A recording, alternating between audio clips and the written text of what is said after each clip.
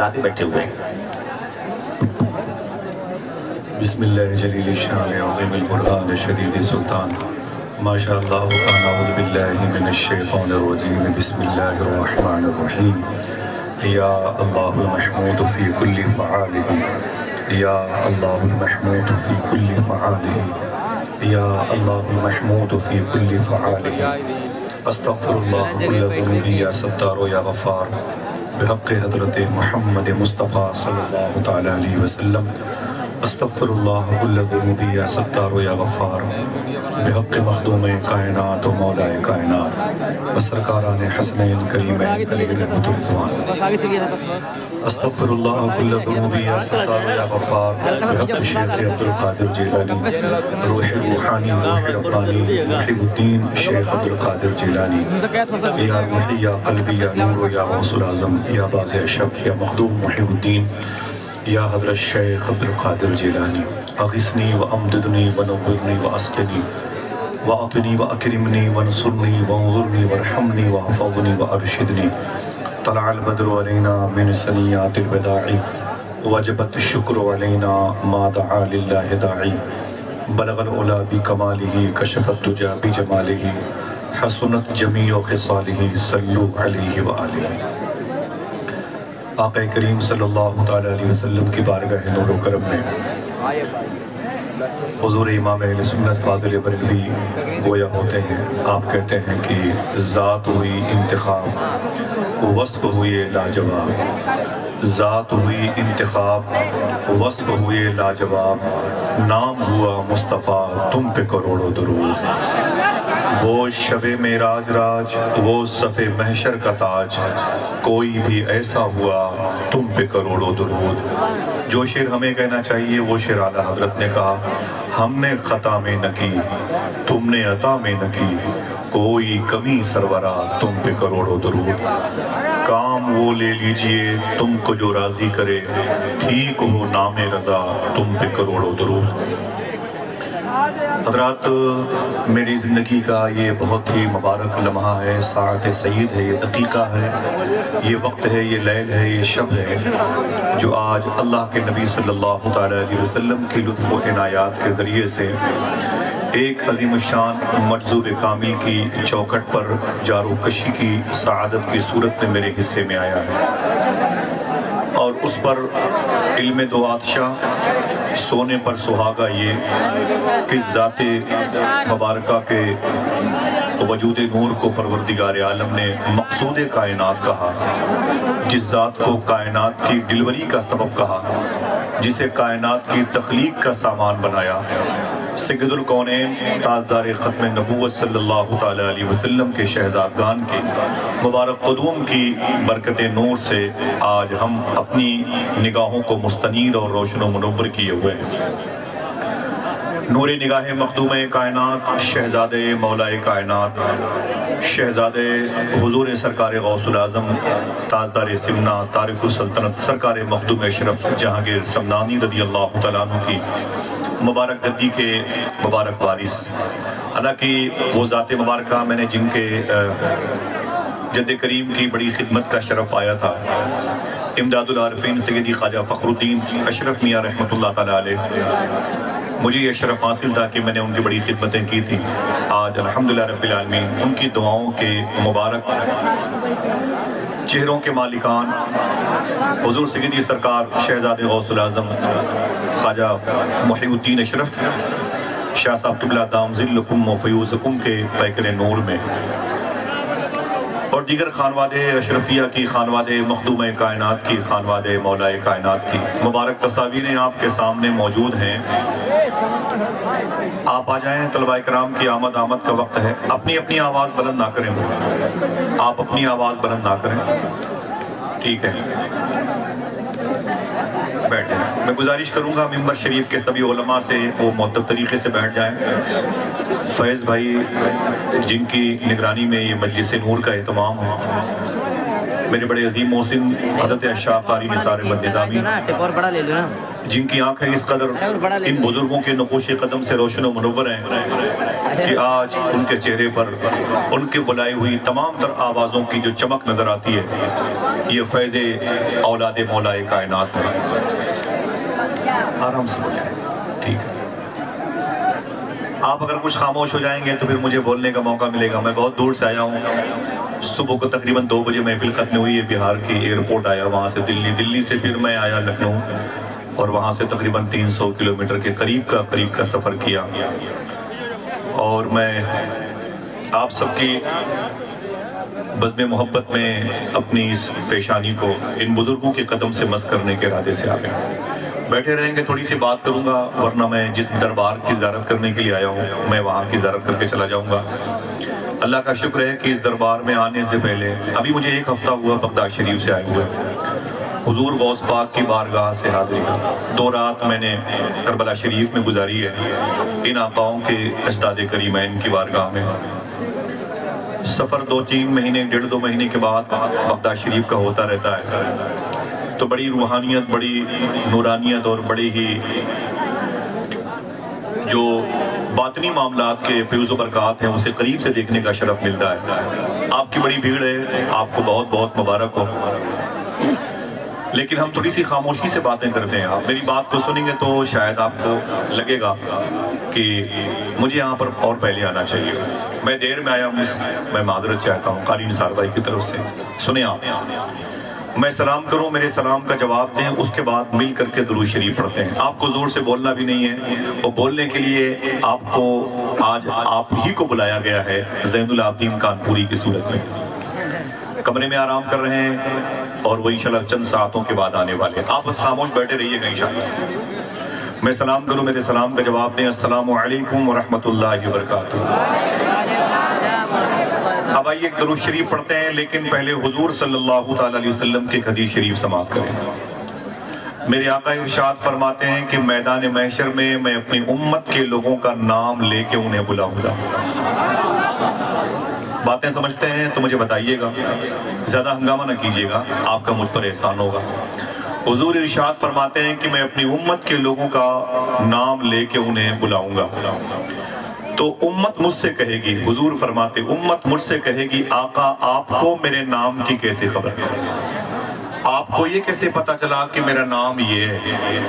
تو حضور ارشاد فرماتے میں کہوں گا اے میری امت، جب تو زندگی میں مجھ پر درود پڑھا کرتی، اے میری امت کے لوگوں، جب تم زندگی میں مجھ پر درود پڑھا کرتے تھے نا، تو جب فرشتے تیرا درود لے کر کے میری بارگاہ میں آتے تھے تو درود کے بعد وہ یہ بتاتے تھے کہ آقا اس درود کو فلاں نے پڑھا ہے۔ حضور مسکرا کے کہتے ہیں میں تجھے درود کی وجہ سے پہچانتا ہوں، میں تجھے درود کی وجہ سے جانتا ہوں۔ اچھا، فرشتوں نے حضور کی بارگاہ میں آپ کا نام بتایا تھا، لیکن جیسے آپ حضور کے سامنے آئے حضور نے آپ کے چہرے سے پہچان لیا، یہی وہ شخص جس نے زندگی میں مجھ پر درود پڑھا۔ اب آئیے 2 باتیں اور سنتے ہیں منٹوں کے حوالے حساب سے۔ بڑی عظیم شخصیت ہے پروفیسر واصف علی واصف، ان سے پوچھا گیا کہ درود پڑھنے کی شرط کیا ہے؟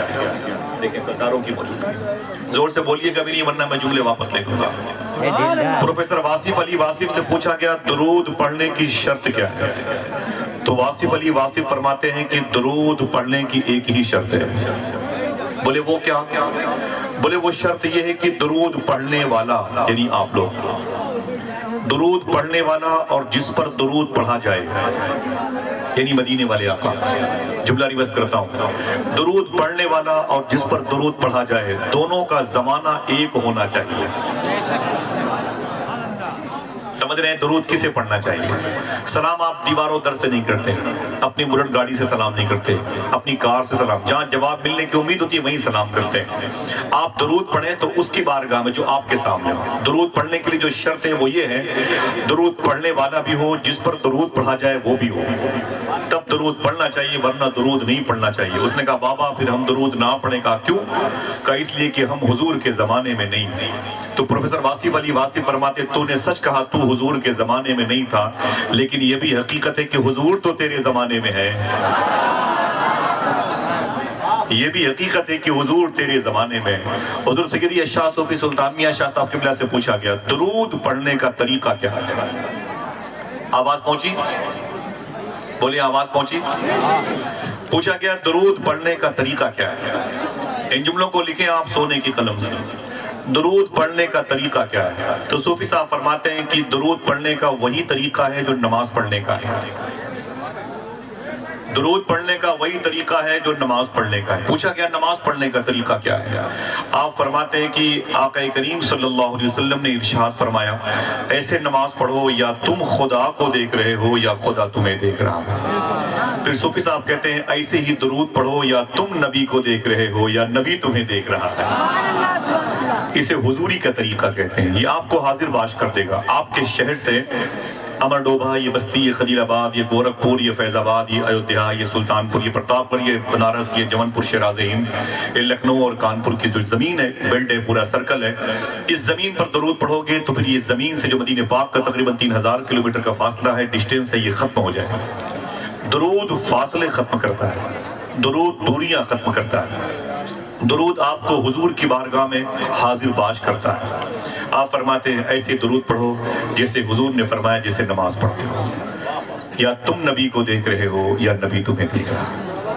اگر یہ عقیدہ غالب ہے تو آئیے بڑے ادب اور احترام کے ساتھ حضور سید الکونین صلی اللہ علیہ وسلم کی بارگاہ میں درود شریف پڑھیں۔ اللہم صلی علی سیدنا و شفیعنا و نبینا و مولانا نورک محمد و عطرتہ و بارک وسلم بعدد کل معلوم لک بعدد کل معلوم لک۔ دو شعر میں نعت کے پڑھتا ہوں اپنے ان آقا زادوں کی جوتی مبارکہ کو اپنے سر پہ رکھتے ہوئے۔ رکوع سجدے تشہد قیام بنتے گئے، رکوع سجدے تشہد قیام بنتے گئے، حضور چلتے گئے اور نظام بنتے گئے، حضور چلتے گئے اور نظام بنتے گئے، حضور چلتے گئے اور نظام بنتے گئے۔ جو لوگ پشتوں سے کچھ بھی نہ تھے سوائے غلام، درود پڑھتے گئے اور امام بنتے گئے۔ جو لوگ پشتوں سے کچھ بھی نہ تھے سوائے غلام، درود پڑھتے گئے اور امام بنتے گئے۔ بس ایک نام محمد چنا گیا اور پھر اس ایک نام سے سب نیک نام بنتے گئے۔ بسم اللہ الرحمن الرحیم۔ یا ایھا الذین آمنوا اتقوا اللہ وکونوا مع الصادقین۔ صدق اللہ مولانا العظیم۔ قرآن کی اس آیت کو آپ نے بچپن سے ماں کی گود سے سنا ہوگا، یاد بھی ہوگے، اس کے ترجمے آپ پر غالب بھی ہوں گے، فیضان تقسیم بھی کرتے ہوں گے، آپ اس راہ کے مسافر بھی ہوں گے۔ اللہ ارشاد فرماتا ہے، قرآن آپ سے مخاطب ہے، اللہ آپ سے کہتا ہے اے ایمان والو۔ بڑے خوش نصیب ہیں کہ آپ کو قرآن ایمان والا کہتا ہے۔ اگر حکومت ہند ہمیں ایمان والا مانے نہ مانے ہمیں کوئی نقصان نہیں پڑتا، سردی گرمی کوئی اثر نہیں پڑتا۔ خوشی اس بات کی ہے کہ ہمیں ہمارا رب ایمان والا کہتا ہے۔ اے ایمان والو خوش ہو جاؤ، شکر کے سجدے ادا کرو کہ تمہیں مومن کہا جا رہا ہے۔ اس کے بعد ایک شرط لگائی کہ اگر تم مومن ہو تو ایک کام یہ کرو نا، اتقوا اللہ، اللہ فرماتا ہے مجھ سے ڈرتے بھی رہو۔ آپ کو آزاد نہیں چھوڑا گیا، نہیں ڈرو گے تو مار دیے جاؤ گے، آپ کو اللہ سے ڈرنا پڑے گا۔ اسپین میں ایک مسجد قرطبہ نام کی تھی، اتنی بڑی مسجد تھی کہ روزانہ اس میں ایک رات چراغ جلانے میں 40 من سرسوں کا تیل لگتا تھا۔ جب مسلمانوں کے دل سے قرآن کی محبت چلی گئی، حضور کی اولاد کی تعظیم چلی گئی، قرآن اور حدیث کے فیضان سے دوری آئی، حضور پر درود پڑھنا انہیں لوڈ لگنے لگا، مجلس رسول میں دعوتیں دی جانے لگی، وہ بھاگنے لگے، شراب کی محفلیں سجانے لگے۔ تو معلوم ہے کیا ہوا؟ 2.5 دن میں 3.5 لاکھ مسلمانوں کا قتل ہوا ہے۔ آج اس مسجد میں بیئر بار، شاپنگ سینٹر، بگ بازار کے بڑے بڑے سسٹم نظر آتے ہیں، اذان دینے والا کوئی نہیں۔ یعنی اگر آپ اللہ سے ڈرتے ہو تو آپ مرنے کے بعد بھی زندہ رہو گے، اللہ سے ڈرتے نہیں ہو تو مرنے سے پہلے مار دیے جاؤ گے، یہ فائنل بات ہے۔ اب آپ سے اللہ کہتا ہے کہ تم مومن ہو اور مجھ سے ڈرتے بھی ہو، ایک کام اور کرنا، وہ کام کیا ہے؟ وَكُونُوا مَعَ الصَّادِقِينَ۔ اللہ کہتا ہے تم نے ایمان حاصل کر لیا تو مجھ سے ڈرتے بھی ہو تو ایک کام اور کرو، وَكُونُوا مَعَ الصَّادِقِينَ، سچوں کے ساتھ ہو جاؤ۔ اگر کہو تو یہ بات بتا دوں، 900 سال سے لے کے اب تک، اب سے لے کے امام مہدی تک، جملہ ریورس کرتا ہوں، دیکھنا کون سبحان اللہ کہتا ہے، 900 سال سے لے کے اب تک، اب سے لے کے امام مہدی تک، جو سچوں کا سردار ہے اسے شیخ عبد القادر جیلانی کہا جاتا ہے۔ نام تمہارا لب پہ آئے، میٹھا میٹھا منہ ہو جائے، اسے شیخ عبد القادر جیلانی کہا جاتا ہے۔ الحمدللہ رب العالمین۔ یہ ولایت کی سب سے عظیم پوسٹ پر سیدنا شیخ ہے، جسے غوثیت کبریٰ کہتے ہیں، جو مقام مخدہ کی صورت میں، یہ مقام خضر سے بڑی صورت یہ پوسٹ ہوتی ہے، جس پر سیدنا شیخ سرکار امام حسن، امام حسین، مختوم کائنات اور مولا کائنات سرکران صدیق عمر و عثمان کی دعاؤں کے توسل سے آج موجود ہے۔ یہ پوسٹ کیسی ہوتی ہے؟ آپ جن کے عرس میں آئے ہیں، مرزوب وقت شیخ العارفین سلطان العارفین سیدنا شیخ روشن شاہ رحمۃ اللہ تعالیٰ علیہ، میں نے پوچھا قاری نثار بھائی سے ان کے مراتب ظاہری کے بارے میں، فرمایا آصف بھائی یہ مرزوب بزرگ تھے۔ کیا بزرگ تھے؟ مشکل لفظ ثقیل ہے، زبان پر لینے میں دقت ہو سکتی۔ مجذوب لفظ، یہ مرزوب کسے کہتے ہیں؟ آپ سمجھ لیں 2-4-10 منٹ میں باتیں ختم ہو جائیں۔ معلوم ہے جب اللہ کسی کو انسان بنا کے پیدا کرتا ہے تو اسے ایمان عطا فرماتا ہے اپنی مرضی سے۔ وہ جب ایمان والا ہوتا ہے تو اسے لوگ کہتے ہیں کہ یہ مومن ہے۔ جب وہ نماز روزی کی پابندی کرتا ہے تو لوگ اسے مسلمان کہتے ہیں۔ جب اس میں وہ اور نکھار لاتا ہے تو لوگ اسے صالحین کہتے ہیں، نیک لوگوں میں شامل ہو گیا۔ جب وہ صالحین کے خاندان میں آتا ہے اور محنت کرتا ہے تو وہ پرہیزگار ہوتا ہے، لوگ اسے متقی کہتے ہیں۔ جب وہ متقی بن جاتا ہے تو اس کے بعد اللہ کا فضل ہوتا ہے تو اللہ اسے اپنی ولایت کی سرٹیفکیٹ دیتا ہے، یعنی اللہ اس متقی کو ولی بناتا ہے، اپنا دوست بناتا ہے، پھر وہ متقی اللہ کا ولی بنتا ہے۔ جب وہ متقی اللہ کا ولی بنتا ہے، ولی ولایت پانے کے بعد وہ اگر محنت زیادہ کرتا ہے تو پھر اللہ اپنی لائٹ، اپنی تجلی، اپنی روشنی اس پر ظاہر کرتا ہے۔ جب اللہ کی روشنی اس پر ظاہر ہوتی ہے تو پھر یہ گروپ 2 حصوں میں بٹ جاتا ہے۔ کیسے؟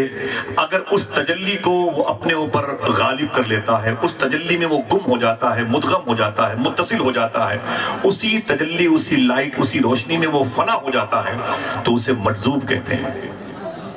جو ہر وقت نور الہی کی تجلیوں میں مست مگن رہتا ہے، اور اگر وہ اپنے آپ کو باذن اللہ سنبھال لیتا ہے تو سالک بن جاتا ہے۔ یہ مجذوب اور پھر یہ سالک۔ سالک کی دنیا میں گیا اور محنت کیا تو پھر آگے مقام ابرار ہے، مقام اوتاد ہے، مقام ابدال ہے، مقام غوث ہے، مقام قطبیت ہے، وہ آگے کے 27 پوسٹ ہے ولایت کے۔ نور الہی سے اس کا دل مالا مال ہو گیا، پھٹ گیا تو اسے مجذوب کہا جاتا ہے، سنبھل گیا تو اسے سالک کہا جاتا ہے۔ یہ دونوں ہر شہر میں ہوتے ہیں، یا ایک شہر میں رہ کے کئی شہروں کا نظام سنبھالتے ہیں۔ آپ سے میں کئی باتیں کروں، آپ میرے بھائی ہیں، صاحبوں۔ مرزوق اگر کسی شہر میں ہوگا تو یہ کیسے پتا چلے گا؟ سالک اس شہر میں ہوگا تو یہ کیسے پتا چلے گا؟ میں بات کروں، مرزوق کے شہر میں ہونے کی نشانی کیا ہے اور سالک کے ہونے کی نشانی کیا ہے؟ اگر مرزوق کے ہاتھ میں شہر کی لگام آئے گی تو اس شہر میں افراتفری بہت مچے گی، بسیں پلٹیں گی، ٹرینیں پلٹیں گی، لڑائی دنگا اختلافات، یہ وہ، آگ لگے گی وغیرہ وغیرہ۔ اور اگر سالک کے ہاتھ میں اس شہر کی لگام آئی ہے تو ماحول بالکل شانت رہے گا، ایک دم سناٹا، خاموشی، بالکل شائستگی کی فضا رہے گی۔ اگر آپ مسکرانا چاہتے ہیں تو ایک بات بتا دوں، یہی دہلی کی زمین ہے، اور ایک بادشاہ نے ایک عظیم درویش سے کہا اس وقت دلی میں حالات بڑے اچھے ہیں، نہ کوئی لڑائی، نہ کوئی دنگا، نہ کوئی فساد، نہ کہیں کوئی ہنگامہ، نہ کوئی آتش زدگی، کچھ نہیں ہے، ماحول بڑا شانت ہے، یہ بتا دلی میں اس وقت کس کی حکومت ہے؟ تو اس درویش نے کہا دلی میں اس وقت ایک سالک کی حکومت ہے، ایک سالک بزرگ کی حکومت ہے۔ تو اس درویش سے اس بادشاہ نے کہا اگر تجھے دقت نہ ہو تو مجھے اتنا بتا دے کہ وہ سالک بزرگ رہتا کہاں ہے، میں اسے دیکھنا چاہتا ہوں، میں اسے دیکھنا چاہتا ہوں۔ تو بادشاہ سے اس درویش نے کہا کہ نہیں، یہ راز ہے، میں اسے ظاہر نہیں کر سکتا۔ اس نے کہا یہ راز میرے سینے میں رہے گا، آپ مجھے بتا دیں، میں کسی سے نہیں بتاؤں گا اس سالک کے بارے میں جس کے ہونے سے دلی کا نظام اس وقت صحیح و سالم ہے۔ تو اس درویش نے کہا وہ جو سالک ہے وہ فنا محلے میں خربوزہ بیچتا ہے۔ کھانے پینے کی بات یہی سوچ کے سبحان اللہ کہتے ہیں، کیا کرتا ہے؟ بولے وہ سالک بزرگ ہے اور اسی شہر دہلی میں فنا ایریے میں وہ خربوزہ بیچتا ہے۔ سالک نرم طبیعت کا، ٹھنڈے دل کا ہے، وہ گرم مزاج کا نہیں ہے۔ بادشاہ اپنا حلیہ بدلا، اس کے پاس گیا، وہ خربوزہ بیچ رہا تھا۔ سمجھ گیا کہ یہی وہ شخص ہے. اس نے سلام کیا, اس نے جواب دیا. بولے کیا کرتے ہو؟ بولے خربوزہ بیچتا ہوں. کتنے کا؟ بولے 2 روپے کا ایک ہے, ایک دینا. تو اس نے خربوزہ کاٹ کے جیسے دیا, اس بادشاہ نے کھایا, پھینک دیا زمین پر. کہا یہ کیا فراڈ ہے, یہ خربوزہ ہے, تم نے اس میں پانی رکھ کے بیچنا شروع کیا, ایک دم پھیکا ہے, اس میں مٹھاس نہیں ہے, کوئی لذت نہیں ہے, کوئی چاشنی نہیں ہے, دوسرا دو. سالک جو تھا نا, اس نے کہا کوئی بات نہیں, دوسرا خربوزہ دیا. بادشاہ جو حلیہ بدلے ہوئے تھا, اس نے اسے اٹھا کے پھینک دیا. کہا یہ بھی خراب ہے, تیسرا دو. اس نے تیسرا خربوزہ لیا, اسے اٹھا کے پھینک دیا. اس نے چوتھا خربوزہ لیا, اسے اٹھا کے پھینک دیا. جب 5واں خربوزہ لیا, تب اس بادشاہ نے کہا ہاں یہ ٹھیک ہے, اسے کھا لیا. کھانے کے بعد بولے پیسے کتنے ہوئے؟ تو اس خربوزہ بیچنے والے سالک بزرگ نے کہا 2 روپے کے حساب سے کتنے ہوئے؟ کم سے کم 10 لوگ تو بولو بھائی. 10. 2 روپے کے حساب سے بولے 10 روپے ہوئے. تو بادشاہ ناراض ہو گیا, بولے یہ کیا دھوکہ دے رہے ہیں, وہ تمہارے 4 خربوزے باہر پڑے ہوئے ہیں, اسے اٹھا لو. وہ تو میں نے کھایا نہیں, ایک کھایا ہے, ایک کی قیمت 2 پکڑو. اس نے کہا کوئی بات نہیں, آپ چلے جائیں. بادشاہ واپس آ گیا. 6 مہینے کے بعد دلی میں افراتفری مچ گئی, بوال, آپس میں فساد, لڑائی, دنگا, یہ وہ. تو پھر اس درویش کو بلایا اس بادشاہ نے, کہا یار یہ بتاؤ کہ دلی کا شانت ماحول بدل گیا, اب دلی کی لگام کس کے ہاتھ میں ہے؟ تو اس درویش نے کہا اب ایک مجذوب بزرگ آ گیا ہے, اب اس کے ہاتھ میں اس شہر کی لگام ہے, اسی لیے ماحول میں گرمی پائی جا رہی ہے, جلال کا عنصر غالب ہے. اب جمال کا پہلو جو ہے نا وہ خاموش ہے, جلال کا غلبہ ہے. اس نے کہا مجھے بتاؤ کہ وہ کہاں رہتا ہے؟ اس نے کہا ٹھیک ہے میں پتہ بتاتا ہوں, لیکن اس سے الجھنا نہیں, گرم مزاج کا ہے, اور اس کے بارے میں کسی دوسرے کو بتانا نہیں. راز دل کا آئینہ ہے, اس کو چھپا کر رکھو, ورنہ ٹوٹ جائے گا ہر جگہ دکھانے سے. کہا کوئی بات نہیں. اب بادشاہ حلیہ بدل کے چلا گیا. کہا وہ کیا کرتا ہے؟ کہا وہ فلاں محلے, دلی میں فلاں محلے میں وہ شربت بیچتا ہے. کیا کرتا ہے؟ شربت بیچتا ہے. وہ بادشاہ چلا گیا, اور جانے کے بعد دیکھا تو اس نے ٹھیلے پر واقعی شربت بیچ رہا ہے. اسے سلام کیا, اس نے جواب دیا. کہا بھئی کیا بیچتے ہو؟ بولے شربت بیچتا ہوں. بولے کتنے کا ہے؟ اس نے کہا کہ 1 روپے کا 1 گلاس ہے. بادشاہ نے کہا کہ دینا بھائی ذرا سا. اس مجذوب بزرگ نے اپنا حلیہ جو چھپا رکھا تھا, اس نے بھی 1 گلاس شربت بنا کے بادشاہ کے ہاتھوں میں دیا. جیسے اس نے اسے منہ سے لگایا, گلاس کے شربت کو زمین پر پھینک دیا. اس نے کہا یہ کیا دھوکہ ہے, اتنا پھیکا شربت بیچتے ہو, اس میں چینی نہیں ہے, کوئی مٹھاس نہیں ہے, نیمبو کا اس میں اثر نہیں ہے, کوئی لذت اس میں نہیں ہے. اس مجذوب نے خاموشی اختیار کی. دوسرا گلاس لاؤ. جیسے دوسرا گلاس لیا, بادشاہ نے اسے منہ سے لگایا, پھر زمین پر پھینک کے بولا یہ بھی شربت تمہارا ویسے ہی خراب ہے. وہ شربت بیچنے والا جو مجذوب تھا وہ گھوما, اور گھومنے کے بعد اس بادشاہ کو 2 تماچے مارے. کہا ظالم کہیں کہ مجھے خربوزہ والا سمجھ رکھا ہے. سن, تیری بھی اتار دوں گا, اور جس نے تجھے بھیجا ہے اس کی بھی اتار دوں گا. ڈاکٹر اقبال کیا کہتا ہے کہ یدے بیضا لیے بیٹھے ہیں اپنی آستین. یہ پورا اسلام سمیٹے ہوئے ہیں. جب تک یہ زندہ رہتے ہیں بے لباس رہتے ہیں, لیکن ان کے انتقال کے بعد ان کے آستانوں پہ اتنی چادریں چڑھتی ہیں کہ گنبد تک پہنچ جاتی ہیں. جب تک یہ زندہ رہتے ہیں بھوکے رہتے ہیں, پیاسے رہتے ہیں. ان کے انتقال کے بعد ان کے عرس میں اتنے دیگ کے لنگر چڑھتے ہیں نا کہ کوئی بھوکا شہر میں سوتا نہیں. جب تک یہ زندہ رہتے ہیں خوشبوؤں سے دور رہتے ہیں. ان کے انتقال کے بعد ان کے دربار میں عطرپاشی اتنی ہوتی ہے کہ محلے کے مکانوں سے بھی خوشبو آنے لگتی ہے. جب تک یہ زندہ ہوتے ہیں اکیلے ہوتے ہیں. ان کے انتقال کے بعد اتنی بھیڑ لگ جاتی ہے, آپ ہی پیچھے مڑ کے دیکھیے. سمجھ رہے ہیں؟ یدے بیضا لیے بیٹھے ہیں اپنی آستینوں میں. یہ مجذوب کی جماعت ہے, یہ بڑی عظیم جماعت ہے, جس کی آنکھیں, جس کا دل, جس کی فکر, جس کے خیالات, جس کے سینس پر اللہ کے نور کا غلبہ ہوتا ہے. ان کو سمجھ پانا اپنے علم کی بنیاد پر آسان نہیں ہے. ان کو سمجھنا اپنی دولت کی بنیاد پر آسان نہیں ہے. ان کو سمجھنا کتب بینی کی بنیاد پر آسان نہیں ہے. ان کو اپنے حسن کی بنیاد پر, اپنے قبیلے کی بنیاد پر, اپنی پراپرٹی کی بنیاد پر سمجھنا آسان.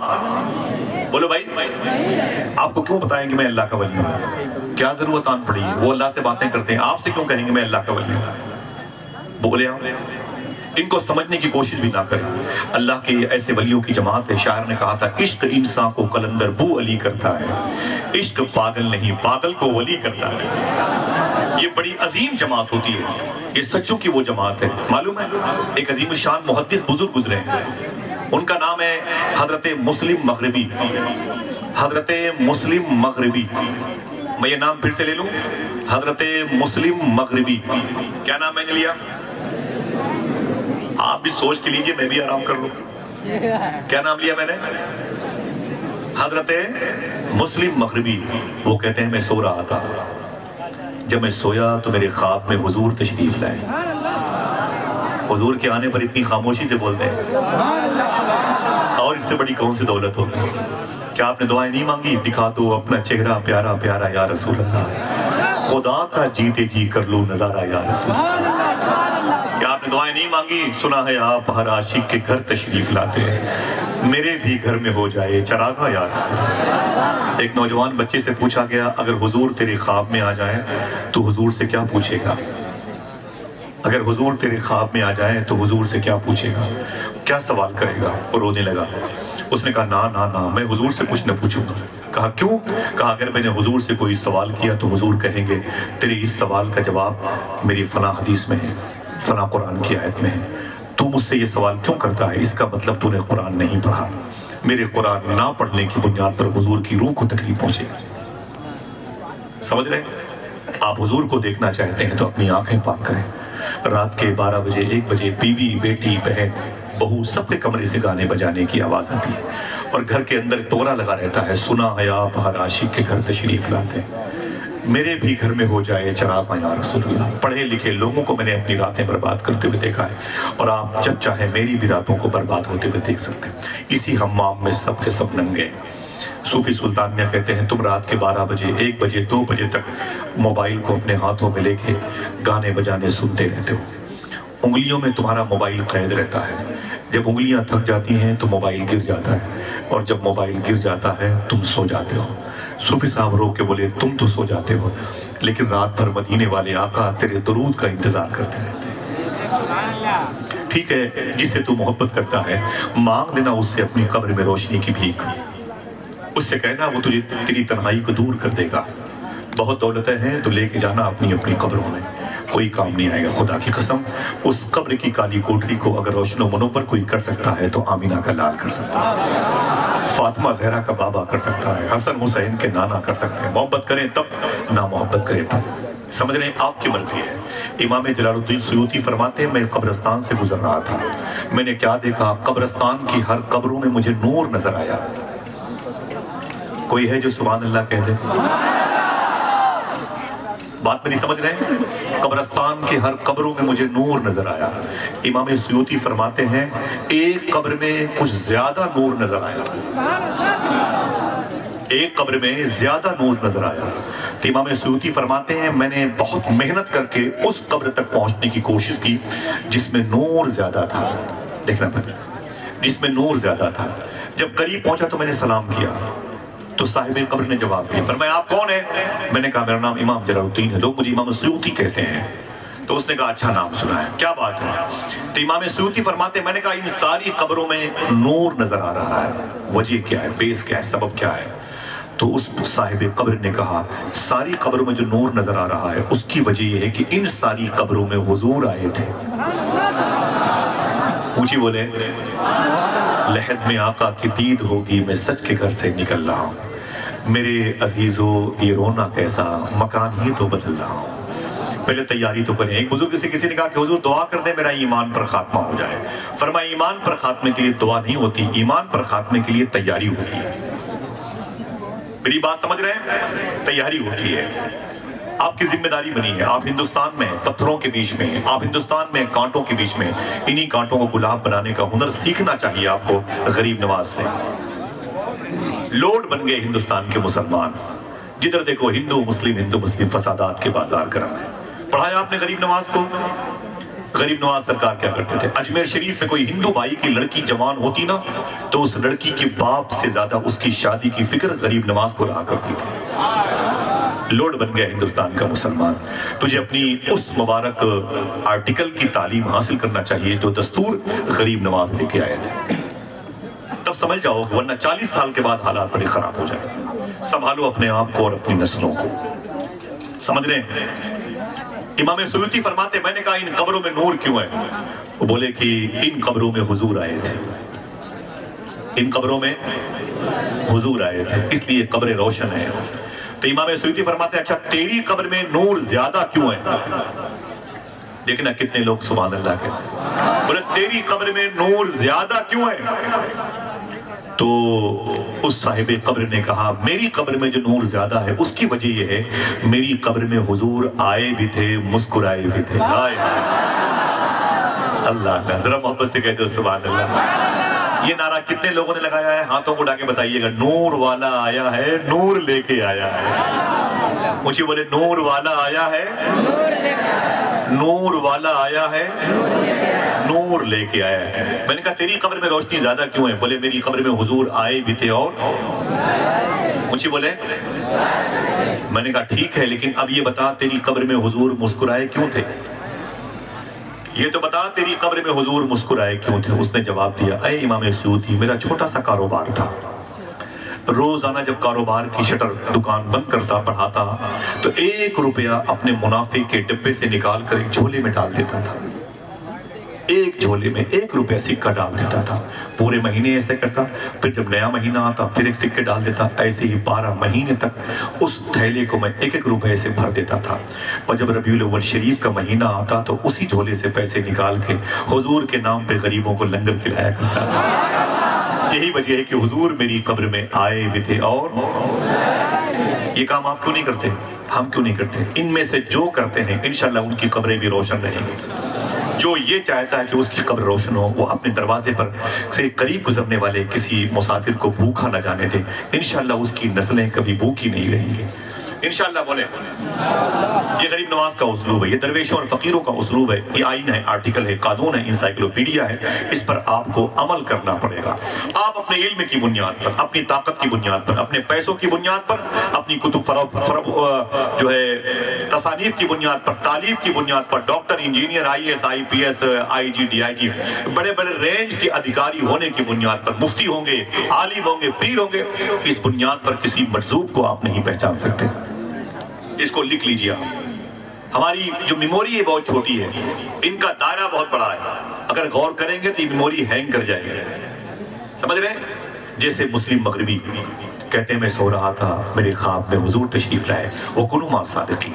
دیکھیں سچوں کی جماعت کیسے ہوتی ہے۔ ایک مرزوق بزرگ کے عرس میں آئے ہوئے مجھے بڑی خوشی ہو رہی ہے کیونکہ میرے گھر کے قریب میں ایک مرزوق بزرگ کی بارگاہ ہے اور میرا تعلق ظاہری بھی جاروبکش کی حیثیت سے اسی بارگاہ ہے الحمدللہ۔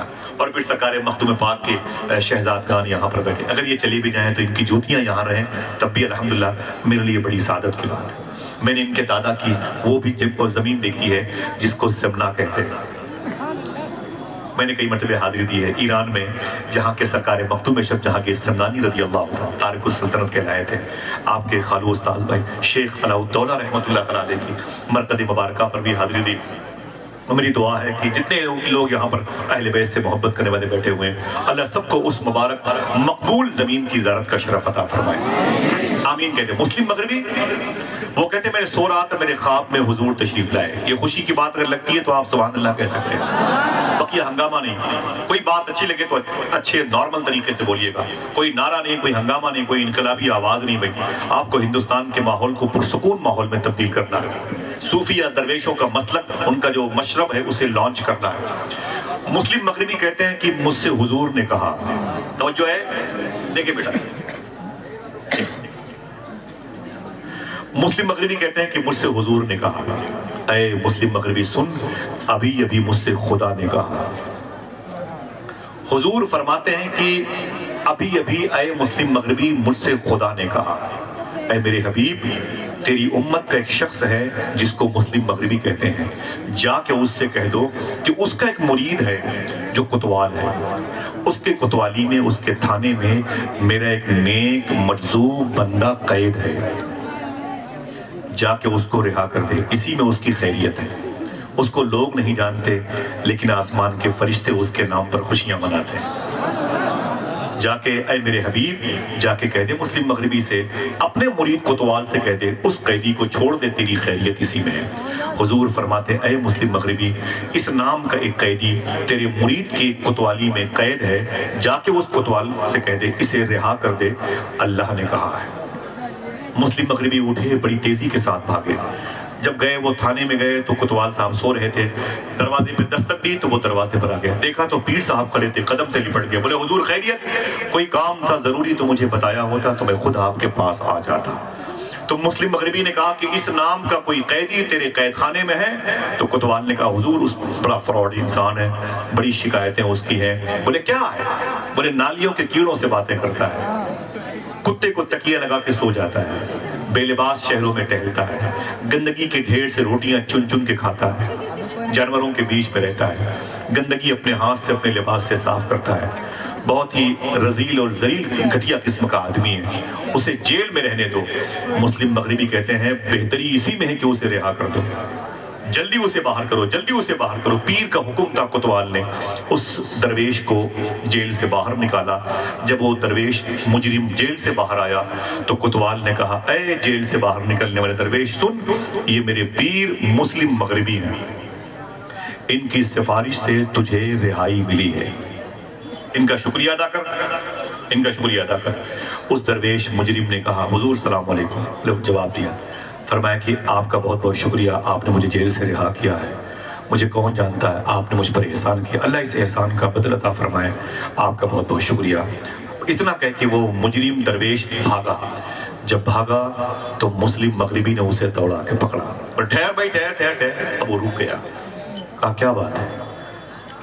کہا صحیح میرا تعارف تجھے وہ نہیں ملا، میرے بارے میں تجھے پتا نہیں۔ بولے حضور آپ کیا پتا، آپ مسلم مغربی ہیں؟ فرمایا سن، مجھ سے بڑا کوئی عالم نہیں، مجھ سے بڑا کوئی محدث نہیں، مجھ سے بڑا کوئی مجتہد نہیں، مجھ سے بڑا کوئی فقیہ نہیں۔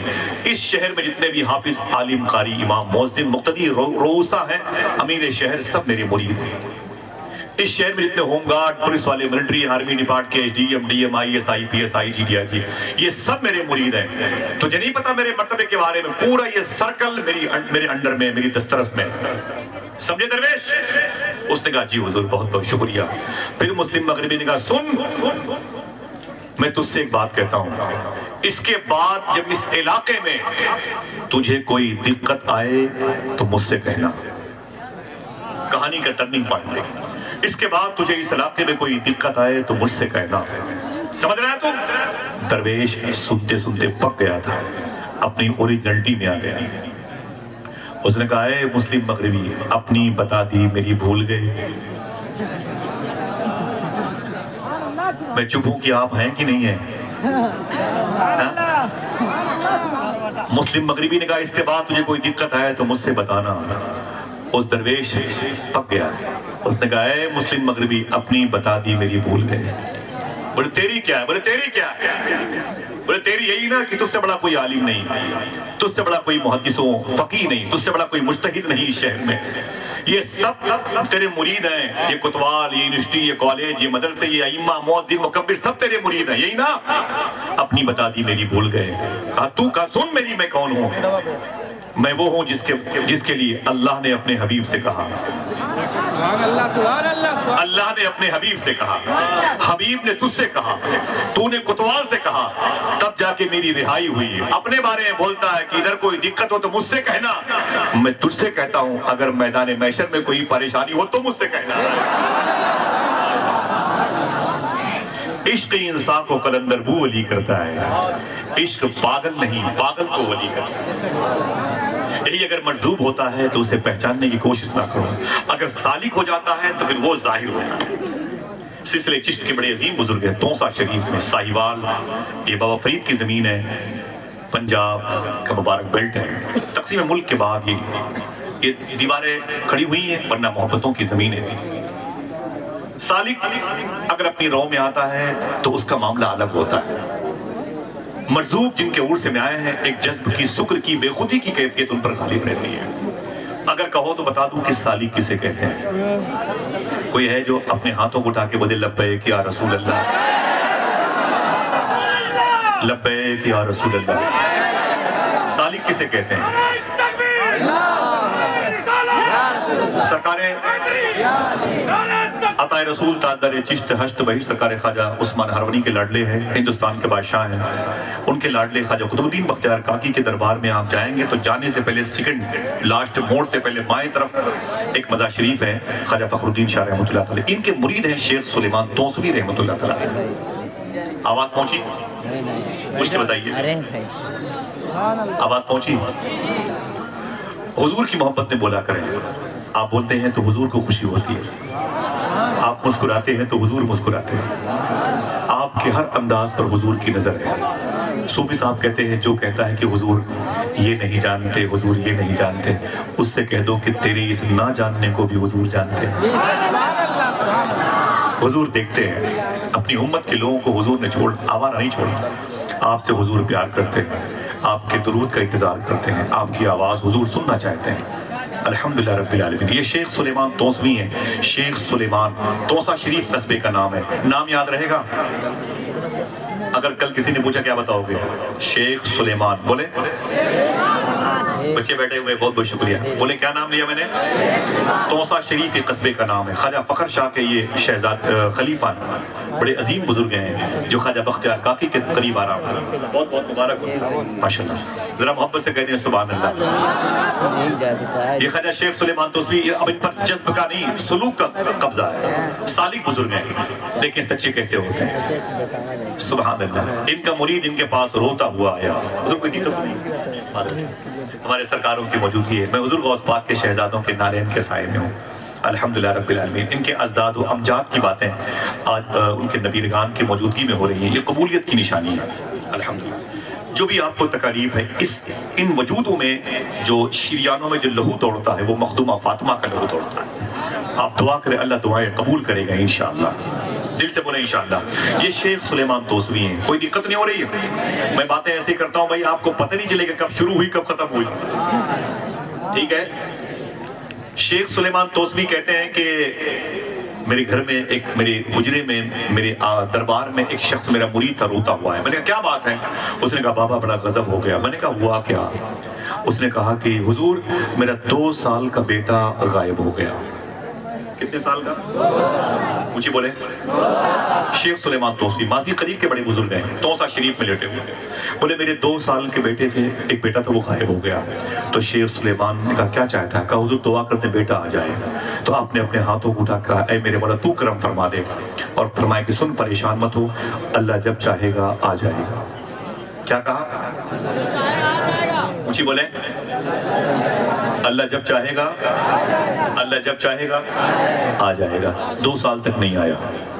شیخ سلیمان توسوی کے پاس آیا، کہا بابا میرا بیٹا نہیں آیا۔ کہا پریشان مت ہو، اللہ جب چاہے گا۔ مجھے بولے 10 سال تک نہیں آیا۔ پھر وہ شیخ سلیمان توسوی کے پاس ہے، بولے بابا، بولے کیا بات ہے؟ بولے میرا بیٹا نہیں آیا۔ پر میں پریشان مت ہو، میں نے دعا کر دی، اللہ جب چاہے گا۔ بولے کب چاہے گا؟ بولے جب چاہے گا، اللہ جب چاہے گا آ جائے گا۔ بہت پریشان تھا، 15 سال تک نہیں آیا، 18 سال ہو گئے۔ بچے کے غائب ہونے کے دن اپنے گھر میں داخل ہوا، 18 سال ہو گئے۔ بیوی رو رہی تھی، بیوی سے اس نے کہا کہ روتی کیوں ہو؟ بیوی نے کہا کہ 18 سال پہلے آج ہی کے دن میرا بیٹا غائب ہوا تھا۔ روتی ہوں سردی میں، کہیں میرے بیٹے کے جسم پہ کپڑے نہ ہو، میرا بیٹا سردی میں کانپتا ہو۔ گرمی کے دنوں میں روتی ہوں، کہیں کسی نے میرے بچے کے ہاتھ پاؤں کاٹ کر کے اسے بھیک مانگنے کا ہنر نہ دے دیا اسے۔ میں اس سے پریشان رہتی ہوں، کہیں میرے بیٹے سے کسی ڈھابا کسی ریسٹورنٹ والے پلیٹ وغیرہ صاف کرواتے ہوں، میرا بیٹا یتیم بن کے کہیں ہوگا، زندہ ہوگا تو بڑی مشکلوں میں ہوگا۔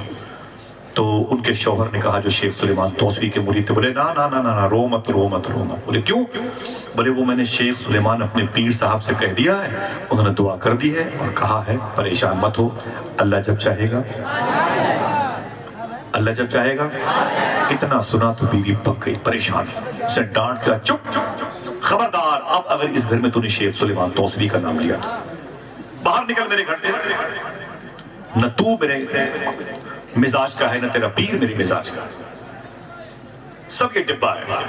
18 سال سے مجھے چورن دیتا ہے، اللہ جب چاہے گا آ جائے۔ کب چاہے گا اللہ؟ جب میرے مرنے کے بعد۔ اگر وہ ولی ہے تو اس کو اپنی ولایت کا استعمال کرنا چاہیے۔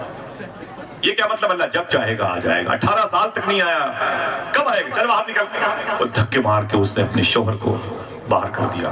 اب وہ روتا ہوا شیخ سلیمان کی بارگاہ میں آیا، سامنے بیٹھے تھے حضرت، آنکھیں اس نے اپنی صاف و شفاف کی، قدم بوسی کی، بیٹھ گیا۔ شیخ سلیمان نے کہا بہت اچھا ہوا تو آ گیا، آج مجھے سرکار مولا علی کرم اللہ وجہہ الکریم کی سنت یاد آ گئی۔ فرمایا جی حضور کیا؟ کہا اپنے بالوں کو میں ترشوانا چاہتا ہوں۔ اس کا کام تھا گیسوؤں کی اصلاح کرنا، جسے آپ کہتے ہیں نائی، حجامت، اس کا کام تھا۔ تو شیخ سلیمان کہتے ہیں بہت اچھا ہوا تو آ گئے، ایک کام کر۔ کہا جی حضور۔ کہا میں اپنے دادا مولا علی کی سنت ادا کرنا چاہتا ہوں، میرے سر کے بالوں کو تراش دے۔ کہا کوئی بات نہیں، وہ قینچی اور وہ پانی اور وہ استورے جو بھی چیزیں تھیں وہ لے کے آ گیا۔ اس نے آپ کی امامہ شریف کو اتارا، ٹوپی شریف کو اتارا، بالوں میں پانی لگائے، فرمایا دائیں طرف سے ادھر سے مولا علی کی سنت ہے۔ شیخ سلیمان توسوی کے سر مبارک کے دائیں طرف سے بال اس نے چھیلنے صاف کرنے شروع کیے، ابھی آدھے ہی سر کے بال اس نے صاف کیے تھے کہ ان کے مرید کو اپنی بیوی کے تانے یاد آ گئے۔ بیوی نے کہا نکل جا، کبھی گھر میں نہیں آنا، ایک گھر کا دروازہ طرف ہمیشہ تیرے لیے بند ہو چکا ہے، چل چل باہر نکل۔ وہ یاد آ گئی اس کی تنقید باتیں، اس کی آنکھیں بھر آئیں، آنکھوں سے آنسو نکلے ٹپ ٹپ، تو پیر صاحب کے چھلے ہوئے سر پہ گرے۔ جب گرم گرم آنسو گرے تو پیر صاحب نے شیخ سلیمان نے اپنا چہرہ اٹھایا، کہا تو روتا ہے، میرے سامنے آ جا۔ بولے حضور معافی چاہتا ہوں۔ کہا تو روتا کیوں ہے؟ اس نے کہا کہ حضور بیوی بہت ناراض ہے۔ بولے کیوں؟ بولے اس نے کہا کہ اب گھر مت آنا۔ کیوں؟ اس نے کہا کہ میرا بیٹا 18 سال سے نہیں آیا۔ تو بولے میں نے دعا کر دی نا کہ اللہ جب چاہے گا آ جائے گا۔ بولے بیوی اسی پر ناراض ہے، کیا اللہ میرے مرنے کے بعد چاہے گا؟ کیسا پیر ہے تیرا، اس کو بلاتا نہیں میرے بیٹے کو، نہ اپنی پرسنالٹی کا، اپنی طاقت کا، ولایت کا استعمال نہیں کر، چل باہر نکل، دھکے مار کے باہر کر دیا۔ اس لیے حضور بیوی بڑے غضب میں ہے، گھر سے میرا بھی جو ہے رابطہ ٹوٹ چکا ہے، آپ معاف کر دیں مجھے بھی میری بیوی کو۔ شیخ سلیمان توسوی کو جلال آ گیا، ابھی آدھے سر کے بال چھلے ہوئے تھے، آدھے باقی تھے۔ بولے گھر واپس چلا جا، دیکھنا کتنے لوگ سبحان اللہ کہتے ہیں۔ بولے گھر واپس چلا جا، جا تیرا بیٹا تیرے گھر آ گیا ہے۔ آپ کا بیٹا آیا ہوتا تو کرسی پہ کھڑے ہو کے سبحان اللہ کہتے ہیں۔ بولے جا تیرا بیٹا تیرے گھر آ گیا ہے۔ بولے حضور یہ سر کے بال، بولے اسے بعد میں چھیلنا، جا جا جا جا اپنے بیٹے سے مل لے، تیری بیوی بہت ناراض ہے، جا تیرا بیٹا تیرے گھر آ گیا۔ وہ بھاگا آستانے سے خانقاہ شریف سے، راستے میں محلے کی مردوں عورتوں نے کہا مبارک ہو مبارک ہو مبارک ہو، تیرا بیٹا تیرے گھر، تیرا بیٹا تیرے گھر آ گیا، تیرا بیٹا تیرے گھر آ گیا۔ جیسے اس نے اپنے گھر میں انٹری کی، اس نے کیا دیکھا، 20 سال کا اکڑیل جوان انسان گھر کے آنگن میں چارپائی پر بیٹھا ہوا ہے اور میری بیوی سے لپٹ کے رو رہا ہے۔ میں سمجھ گیا، خون نے خون کو پہچان لیا۔ وہ اندر داخل ہوا، بیٹا کھڑا ہو گیا، اس نے اپنے باپ کو سینے سے لگایا، بہت رویا، غم ہلکا ہوا تو باپ اپنے بیٹے کے قریب بیٹھ کے بولا بیٹا تو غائب کیسے ہوا تھا؟ بیٹے نے کہا ابو مجھے نہیں معلوم، میں 2 سال کا تھا، مجھے کچھ بھی پتا نہیں، مجھے کیسے لوگ اٹھا لے گئے۔ بولے کیسے پتا چلا؟ بولے میں 6-7 سال کا ہو گیا تھا، ایک سکھ مذہب کے ماننے والے شخص کے ہاں میں اس کے استبل میں اس کے گھوڑے کی رکھوالی کرتا تھا۔ 7-8 سال کے بعد اس نے مجھ سے کہا تھا کہ تو مسلمان کا بچہ ہے اور میں سکھ مذہب کا فالوور ہوں۔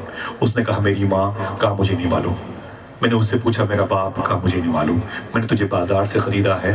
بیچنے والے نے کہا یہ مسلمان کا بچہ ہے۔ بولے بس مجھے اتنا پتا تھا، راتوں کو جب سب سو جاتے تھے اپنی ماں کو میں یاد کر کے روتا تھا، اپنے باپ کو یاد کر کے روتا تھا کہ میرا کوئی باپ ہوگا، میری کوئی ماں ہوگی جو اپنے آنسوؤں کو چراغ بنا کے دہلیز پہ رکھ کر کے میرا انتظار کرتی ہوگی۔ بس میں روتا رہتا تھا، میری زندگی کے ماہوں پر گزرتے گئے، 10 سال ہو گئے، 12 سال ہو گئے، 14 سال ہو گئے، 15 سال ہو گئے، 18 سال ہو گئے۔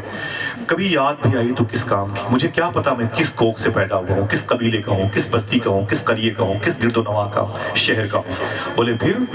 بولے 18 سال ہو گئے تھے۔ بولے پھر؟ بولے آج میرے مالک سکھ مذہب کے شخص نے کہا گھوڑے کو ریڈی کرو، لگام پکڑ کے استبل کے باہر کھڑے ہو جاؤ، میں تیار ہو کے آ رہا ہوں، مجھے سفر پہ جانا ہے۔ بولے پھر؟ بولے میں اس کے گھوڑے کی لگام پکڑ کے اس کے گھوڑے کے سامنے کھڑا تھا، میرا مالک آئے گا تو گھوڑے پر بیٹھ کے جائے گا، میں استبل کی خدمت کروں گا۔ بولے پھر؟ بولے پتہ نہیں کہاں سے ایک بزرگ آ گئے۔ 1 منٹ آ سکتے ہیں کہ نہیں؟ جس کا عقیدہ ہے زور سے بولنا۔ مجھے بولو آ سکتے ہیں کہ نہیں؟ پیر مہر علی شاہ ان بزرگوں کے جد کریم ہیں، گولڑا شریف میں لیٹے ہوئے ہیں، خاموش بیٹھے تھے، ان کے مرید نے پیر دباتے ہوئے کہا حضور دعا کر دیں، حضور دعا کر دیں بغداد شریف چلا جاؤں۔ پیر صاحب ٹس سے مسیح نہ ہوئے، اس نے بابا دعا کر دو بغداد چلا جاؤں۔ بہت دیر کے بعد آنکھ کھولی، بولے کیا کیا کیا؟ بولے دعا کر دو بغداد شریف جانا چاہتا ہوں۔ بولے کیوں کیوں کیوں؟ اس نے کہا کہ سیدنا شیخ حضور غوث پاک کے روضے کو دیکھنے کی خواہش ہے، غوث پاک کے دربار کو دیکھنے کی خواہش ہے۔ پیر مہر علی شاہ اٹھ کے بیٹھ گئے، فرماتے ہیں اچھا اگر غوث پاک یہیں آ جائیں تب؟ تذکرہ غوثیہ میں لکھا ہے سامنے شیخ عبد القادر جیلانی کھڑے تھے۔ آ سکتے ہیں کہ نہیں؟ اونچی بولو آ سکتے ہیں۔ اگر یہی ٹاپک ہوتا تو بتاتے آپ کو، میرا موضوع یہ نہیں ہے، لیکن بس سچوں کی دو چار باتیں ہیں جسے آپ سمجھ لیں، جسے آپ یاد کر لیں اور آپ کے ایمانیات کا حصہ بن جائیں۔ وَكُونُوا مَعَ الصَّادِقِينَ، اللہ فرماتا ہے سچوں کے ساتھ رہو۔ میں کسی سیاسی انسان کی بات نہیں کرتا، کسی جارح انسان کی بات نہیں کرتا، کسی جھوٹے قائد کی بات نہیں کرتا، کسی پروفیشنل انسان کی بات نہیں کرتا، میں اس کی بات کرتا ہوں جس کے تذکرے کے اسرار سے قرآن کی یہ آیت نور ہمیں دعوت محبت دے رہی ہے۔ وَكُونُوا مَعَ الصَّادِقِينَ، سچوں کے ساتھ ہو جاؤ۔ سچے ہوتے کیسے ہیں دیکھیں، شیخ سلیمان توسوی کا مرید کہتا پھر بولے ایک پتہ نہیں کہاں سے ایک اللہ کا ولی میرے سامنے آ گیا۔ بولے پھر کیا ہوا؟ بولے اس نے مجھے یوں اٹھایا، اٹھا کے مجھے اس آنگن میں لا کے چھوڑا، کہا سن یہ تیرا گھر ہے، یہ تیری ماں ہے، تیرا باپ آنے والے۔ بولے بس میں اپنے گھر پہ آ گیا، مجھے کوئی علم نہیں کہاں منزل، کہاں راستے، کہاں ڈراپ، کہاں مسافر خانہ، کچھ نہیں پتا۔ شیخ سلیمان توسوی کے مرید نے کہا اچھا یہ بتا تجھے جو یہاں لایا ہے اسے پہچانتا ہے؟ آواز پہنچی؟ تیار ہے سبحان اللہ کہنے کے لیے؟ شیخ سلیمان توسوی کے مرید نے کہا اچھا یہ بتا تجھے جو یہاں پر لایا اسے پہچانتا ہے؟ اسے پہچانتا ہے، اس کا نام جانتا ہے؟ تو اس کے بچے نے کہا نا میں اس کا نام نہیں جانتا، اس کو پہچانتا نہیں، لیکن اس کی ایک نشانی مجھے یاد ہے۔ بولے کیا؟ بولے اس کے سر کے آدھے بال چھلے ہوئے تھے، آدھے بال اگے ہوئے تھے۔ اللہ اللہ، نہ پوچھ ان خرقہ پوشوں سے، ارادت ہو تو دیکھ ان میں ید بیضہ لیے بیٹھے ہیں اپنی آستین۔ یہ وہ سچے ہوتے ہیں جن کی بنیاد پر صداقت پسندی قائم ہوتی ہے۔ اگر یہ نہ ہو تو دنیا میں جھوٹ پھیلے جسے بیماری کہتے ہیں، یہی بیماریاں زیادہ عام ہوں تو کینسر سے زیادہ خطرناک ہو جائیں۔ یہ اللہ کے ولی سچ بولتے ہیں اس لیے انہیں سچا کہا گیا، یہ جھوٹ کو ختم کرتے ہیں اس لیے انہیں سچوں کا سردار کہا گیا۔ سمجھ رہے ہیں؟ یہ بڑی مبارک جماعت ہوتی ہے۔ الحمدللہ رب العالمین، دعا کریں اللہ ان آستانوں کے فیض سے ہمارے قلب کو روشن و منور فرما دے۔ آمین کہہ دیں۔ میں نے کیا کہا؟ دنیا میں اگر کوئی 900 سال سے لے کے اب سے لے کے امام مہدی تک کوئی سچوں کا سردار ہے تو اسے شیخ عبد القادر جیلانی کہا جاتا ہے۔ الحمدللہ رب، کیا کہا جاتا ہے؟ ذرا حضور غوث اعظم کے نام پر کوئی ہے جو ایک نعرہ بلند کر دے؟ ماشاءاللہ،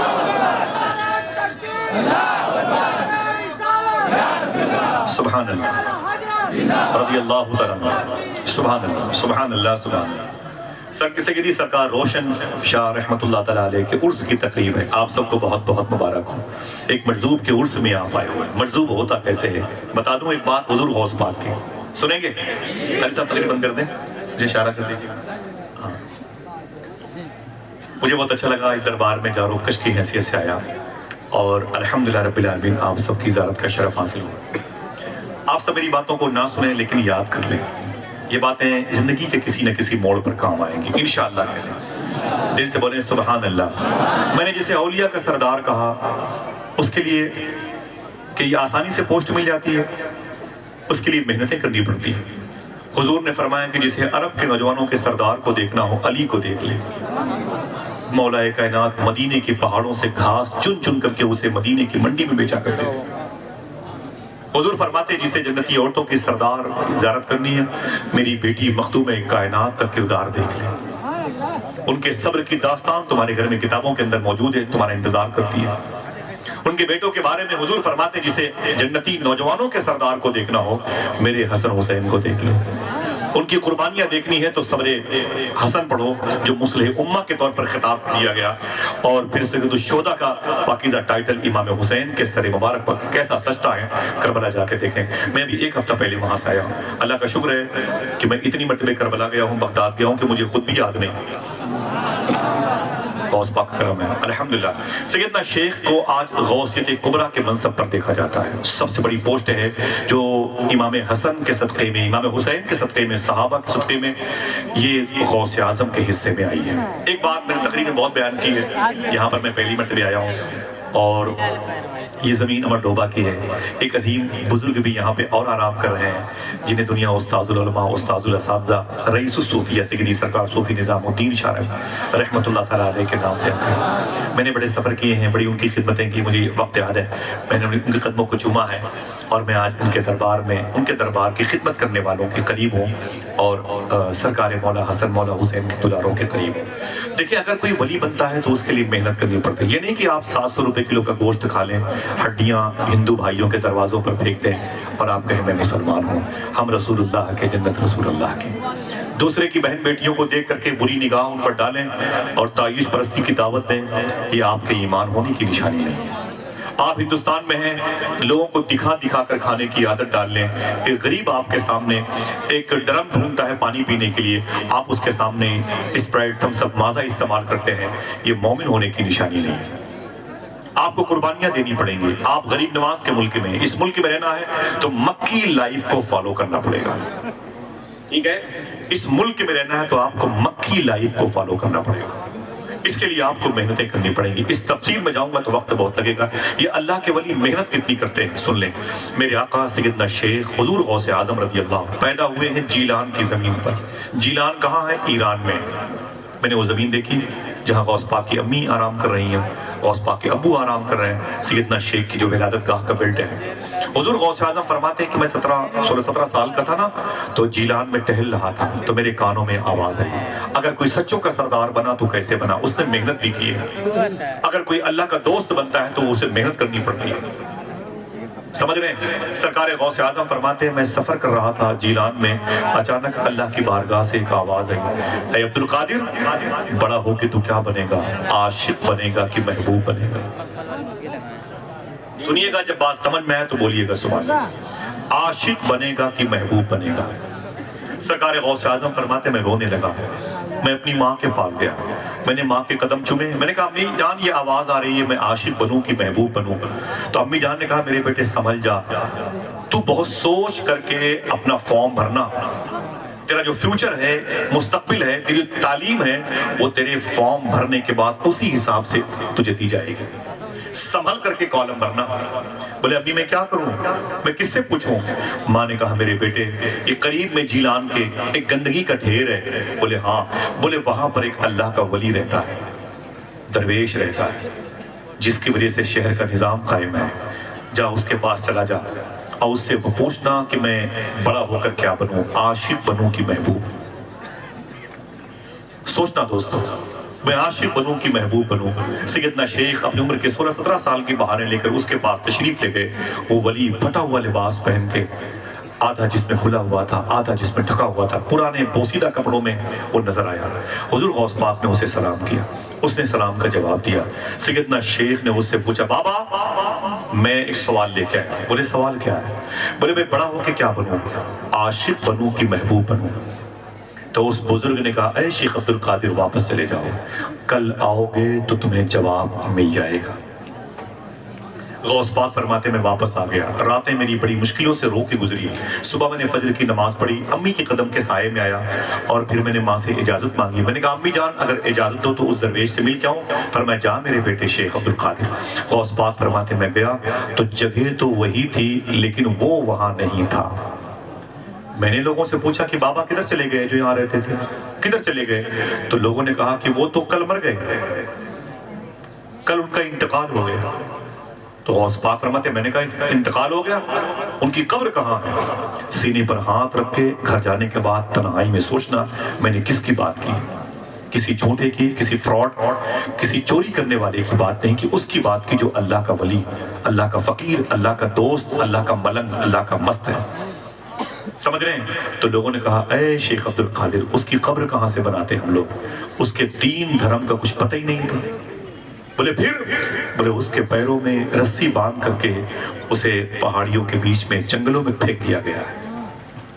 اس کو دفن کیسے کرتے ہیں؟ سرکار غوث اعظم فرماتے ہیں میری پیشانی پر بل آ گئے، میں جلال کی کیفیت میں اس کے قریب گیا، جب گیا تو میں نے کیا دیکھا، اللہ کے ولی کی لاش پڑی ہوئی ہے، پیروں میں رسی پڑی ہوئی ہے، اور اس کی لاش کو چیل کوے نوچ نوچ کے کھا رہے ہیں۔ سمجھ گئے؟ کھال کھچتی ہے کٹتی ہے گردن، عشق کرنا تماشا نہیں۔ یہ نعرے لگانا بہت آسان ہے، نعروں سے کبھی کبھی جو حالات خراب ہوتے ہیں اس بگڑے ہوئے حالات کو سنوارنا بہت مشکل ہوتا ہے۔ کبھی کبھی نعرہ نہ لگانا بھی دور اندیشی ہوتا ہے۔ کبھی کبھی اپنے کردار سے آپ باور کرائیں کہ ہم غریب نواز کے ماننے والے ہیں، اپنے کردار و کریکٹر سے۔ ہندوستان میں اس وقت ضرورت ہے آپ کو غریب نواز کو فالو کرنے کی، اسی دین کو فالو کرو گے تو بچ جاؤ گے۔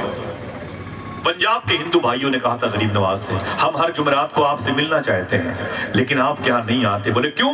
بولے آپ کے ہاں بریانی میں گوشت پڑتا ہے اور ہم گوشت کھاتے نہیں ہیں بابا، اس لیے نہیں آتے، ورنہ آپ کو دیکھنے کے لیے ہر جمعرات کو پنجاب سے آنا چاہتے ہیں۔ غریب نواز نے اپنے باورچی خانے کے انچارج کو بلا کے کہا سنو، یہ میرے ہندو بھائی پنجاب سے مجھ سے ملنے جمعرات کو آتے ہیں، خبردار اب جمعرات کو جب بھی لنگر بنے اس میں گوشت نہ ڈالنا، کسی میرے مہمان کو تکلیف نہ ہونے پائے۔ دو چار جمعرات نہیں گزری تھی وہ سارے پنجاب سے آنے والوں نے اسلام قبول کر لیا تھا۔ کہا غریب نواز جب غیروں کا اتنا خیال رکھتے ہیں تو اپنوں کا کتنا خیال ہے۔ آج ہمارے دروازوں پہ جھنڈے لگے ہوئے ہیں اور ہم اپنے آپ کو یہ باور کراتے ہیں ہم کسی مجاہد سے کم نہیں ہیں۔ محلے کی مسجدیں خالی پڑی ہیں، سچائی کا دسترخوان انتظار کرتا ہے، حلال خوری کی پاکیزہ درخت آپ کو اپنی سائے میں بیٹھتے ہوئے دیکھنا چاہتے ہیں، لیکن دور دور تک ملبوس خوشنما ہے مگر کھوکھلے ہیں، جس میں چھلکے سجے ہوئے ہیں پھلوں کی دکان میں۔ اور کہا جاتا ہے کہ ہم مجاہد ہیں، ہم ہندوستان کے حالات کو سنبھال لیں گے۔ نا نا نا میرے بھائی، سمجھ جاؤ غریب نواز کو تنہائی میں پڑھا کرو انشاءاللہ۔ بولے آپ کیا کیا تھا غریب نواز نے؟ 90 لاکھ لوگوں نے کلمہ پڑھا تھا، 11,000 کلومیٹر پیدل چل کے آئے تھے، 90 لاکھ لوگوں کو غریب نواز نے کلمہ پڑھایا۔ یہ پورا مجمع مل کر کے 90 لوگوں کو مسواک کا طریقہ نہ بتا پایا۔ 10 سال تک ایک بڑی مبارک گفتگو اس سے پہلے ہو رہی تھی، میں جب گاڑی سے آیا تھا، کہ 10 سال تک مدرسے میں رہنے والوں کی جماعتیں قرض چھوٹ جاتی ہیں۔ تعجب کی بات ہے کیسے غریب نواز کا اسلوب تھا، آئین تھا، آرٹیکل تھا۔ معلوم ہے آپ کو اجمیر شریف کے قریب کے ہندو بھائیوں نے، کسانوں نے کہا تھا، کسانوں کی بڑی ریلی ہے ہندوستان کی حکومت کے خلاف۔ میں حکومت سے گزارش کروں گا کہ آپ غریبوں کی دعا لیں، ان کی آہ مت لیں۔ بڑی بڑی حکومتیں غریبوں کی آہ کے سمندر میں بہہ گئی ہیں۔ میں گزارش کروں گا حکومت ہند سے آپ کسی غریب کو، کسی کسان کو پریشان نہ کریں، ورنہ آپ کی حکومتوں کی عمر کم ہو جائے گی۔ یہ محبتوں کا ملک ہے، یہ پیار کی زمین ہے، یہ محبتوں کی زمین ہے۔ سخت سردی میں بچے باہر ہیں، مجھے تکلیف ہوتی ہے۔ غریب نواز سرکار سے ہندو بھائیوں نے کہا تھا سرکار آپ کے مرید ہیں خواجہ بختیار کاکی، ان کا مرید التمش بادشاہ، اس نے لگان کی قیمت بڑھا دی ہے، سرکار ہم کہاں سے دے پائے لگان؟ آپ ایک کاغذ پہ اپنا نام لکھ کے دے دیں، میں بادشاہ کے پاس جاؤں دلی، اس سے کہوں کہ لگان کی قیمت معاف کر دے۔ خواجہ صاحب نے کہا ہے۔ غریب نواز نے کہا تم لوگ واپس چلے جاؤ، میں سمجھ لوں گا، تم واپس چلے جاؤ، تم واپس چلے جاؤ۔ سارے ہندو بھائی اجمیر کے واپس آ گئے۔ خواجہ صاحب نے فوراً سواری کا انتظام کیا، اسی وقت غریب نواز دہلی آ گئے، اجمیر شریف سے دلی آ گئے، اور آنے کے بعد خواجہ بختیار کاکی کو لیا اور بادشاہ کے دربار میں پہنچے۔ محافظ سے کہا بول، بادشاہ سے کہ خواجہ صاحب آئے ہیں، خواجہ بختیار کاکی بھی آئے ہوئے ہیں۔ اسے دستک دی تو اندر سے بادشاہ ننگے پاؤں آیا، قدم پہ گر پڑا، خواجہ صاحب معاف کرنا، آپ نے کیوں زحمت کی؟ بتایا ہوتا تو سر کے بل اجمیر آ جاتا، آپ کیوں آ گئے؟ فرمایا کہ اجمیر شریف کے ہندو بھائیوں نے مجھ سے شکایت کی تو نے لگان کی قیمت زیادہ بڑھا دی ہے۔ سن، غریبوں کو پریشان مت کر، کسانوں کو پریشان مت کر، جتنی جلد ہو سکے لگان کی قیمت کو معاف کر دے۔ اس نے وہیں پر کھڑے کھڑے اسٹامپ منگایا، کاغذ منگایا اور دستخط کیا اور مہر لگائی، کہا حضور یہ کاغذ لے لے اور آپ کے حکم پر میں عمل کرتا ہوں، لگان کی قیمت معاف کرتا ہوں، آپ ٹھہر جائیں۔ خواجہ صاحب فرماتے نہیں، مجھے واپس اجمیر جانا ہے، اجمیر کی عوام میرا انتظار کر رہی ہے۔ سیدھے اجمیر شریف واپس آئے اور اجمیر کے اطراف کے ہندو بھائیوں کو بلایا اور فرمایا آ جاؤ میرے پاس، سب آ گئے۔ فرمایا خوش ہو جاؤ، میں نے لگان کی قیمت معاف کروا لی ہے، میں نے لگان کی قیمت معاف کروا لی ہے۔ لوگوں نے کہا حضور کیسے کیسے کیسے؟ آپ نے کاغذ دکھایا، کہا یہ کاغذ آپ کے پاس کیسے آیا؟ وہ دلی بہت دور ہے۔ آپ نے فرمایا کہ دلی میں خود گیا تھا، میں دلی گیا تھا، لوگوں نے کہا حضور مجھے بھیج دیا ہوتا. ایک جملہ غریب نواز نے کہا تھا، اگر دل کہے تو اسے رکھ لینا، سمجھ میں آئے تو سبحان اللہ کہنا. ہندو بھائیوں نے کہا تھا کہ آپ نے مجھے حکم دیا ہوتا میں دلی چلا گیا ہوتا، آپ کیوں گئے؟ تو خواجہ صاحب نے جملہ کہا تھا، غریب نواز میں ہوں کہ تم ہو؟ غریب نواز میں ہوں کہ تم. آج گونگا آدمی بھی جاتا ہے شہنشاہ کے دربار میں تو کہتا ہے تیرا تیار ہے دارالسلام یا خواجہ، تجلیاں ہے نہیں صبح و شام یا خواجہ، نہ فکر میں نہ غم جام تیرے مستوں کو، تیری نگاہ سے چلتا ہے کام یا خواجہ. سرکار قربان علی شاہ چشتی ماہمی بڑے عظیم بزرگ ہیں، قطب کوکر مختوم ماہم شریف کے روضے کے سامنے ہیں. ان سے ان کے مریدوں نے کہا تھا 80 سال پہلے حضور ہندوستان کا بٹوارا ہو گیا، پاکستان ایک ملک بن گیا، بڑے بڑے لوگ پاکستان کراچی اسلام آباد لاہور ملتان بہاولپور سائیوال جا رہے ہیں، حضور آپ بھی ہندوستان سے چلے پاکستان. آپ نے روتے ہوئے جملہ کہا تھا، جا تو سکتا ہوں لیکن غریب نواز کا دربار چھوٹ جائے گا. ہائے ہائے صاحب وہ ہمارے پاس اور کیا ہے خواجہ صاحب کی چوکھٹ کے علاوہ. اگر یہ چوکھٹ بھی ہم سے چھوٹ جائے تو ہم کہیں کی نہ رہیں گے. ان کے اسلوب پر عمل کریں. میں اپنے بھائیوں سے گزارش کرتا ہوں، آپ پڑھے لکھے لوگ ہیں، غریب نواز کی زندگی کی داستان پڑھا کیجئے انشاءاللہ. اگر کوئی محبت کرنے والا درویش یہاں بیٹھا ہو تو خواجہ صاحب کے نام پر ایک نعرہ لگائے، ہاتھوں اٹھا کے جواب دیجئے. ماشاءاللہ باتیں میں ختم کروں گا، آپ کو پریشان نہیں کروں گا، لیکن مجھے بہت اچھا لگا.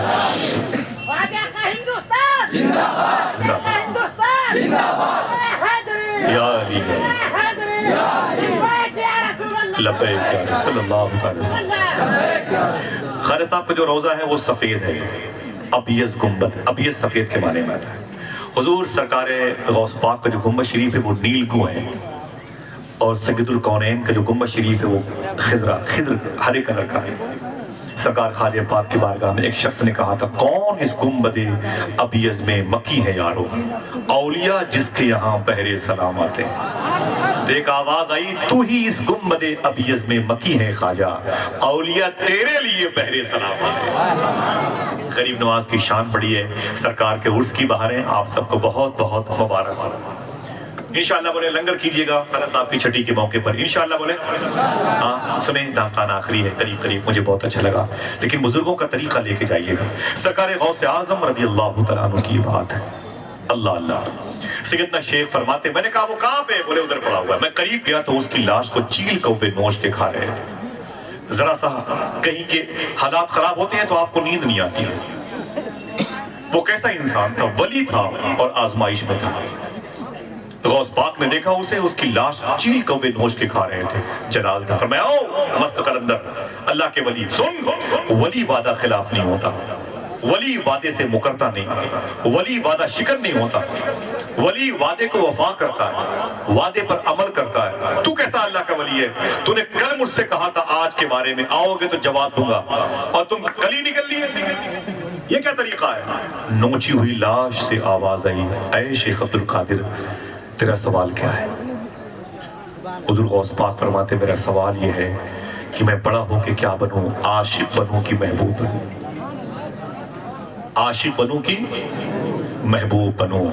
اس نوچی ہوئی لاش سے آواز آئی، اے شیخ عبد القادر اگر محبوب بنو گے دنیا تم سے بڑی محبت کرے گی، اگر محبوب بنو گے بہت تمہارے لاڈ اور پیار ہوگا، اگر محبوب بنو گے تمہاری ناز برداری ہوگی جسے داماد کی عزت ہوتی، اگر محبوب بنو گے دنیا تمہارے پیچھے پیچھے چلے گی، تم ٹھہر جاؤ گے دنیا ٹھہر جائے گی، تم بولو گے تمہارے حروف مسکرائیں گے، اگر محبوب بنو گے تمہارے پیروں کا دھون پیا جائے گا. اور اے شیخ عبد القادر اگر عاشق بننا چاہتے ہو تو دیکھ لو تمہارے سامنے عاشق کی لاش پڑی، کھال کھچتی ہے کٹتی ہے گردن، عشق کرنا تماشا نہیں. دیکھ لو کفن تک نصیب نہ ہوا، کسی نے مجھے نہلایا تک نہیں، 2x5 کی زمین تک نہیں ملی. انڈومان نکوبار میں کالا پانی کے پیٹھ پر جزیرے پر ٹاپو پر بیٹھ کر کے مغلیہ خاندان کے آخری بادشاہ نے جو شعر کہا تھا وہ شعر مجھے یہاں یاد آتا ہے. نہ کسی کی آنکھ کا نور ہوں نہ کسی کے دل کا قرار ہوں، جو کسی کے کام نہ آ سکے وہ میں ایک مشت غبار ہوں.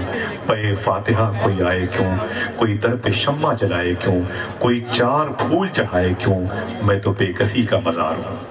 اے شیخ عبد القادر اگر عاشق بنو گے تو دیکھ لو کفن تک نہ ملا، کسی نے الفاتحہ کی تلاوت سورہ فاتحہ کی تلاوت نہ کی، کسی نے مجھے مٹی دینے کی جو ہے توفیق نہ پائی، میرے پیروں میں رسیاں باندھ کے مجھے جنگل میں پھینک دیا گیا، چیل کوے میری لاش کو نوچ رہے ہیں۔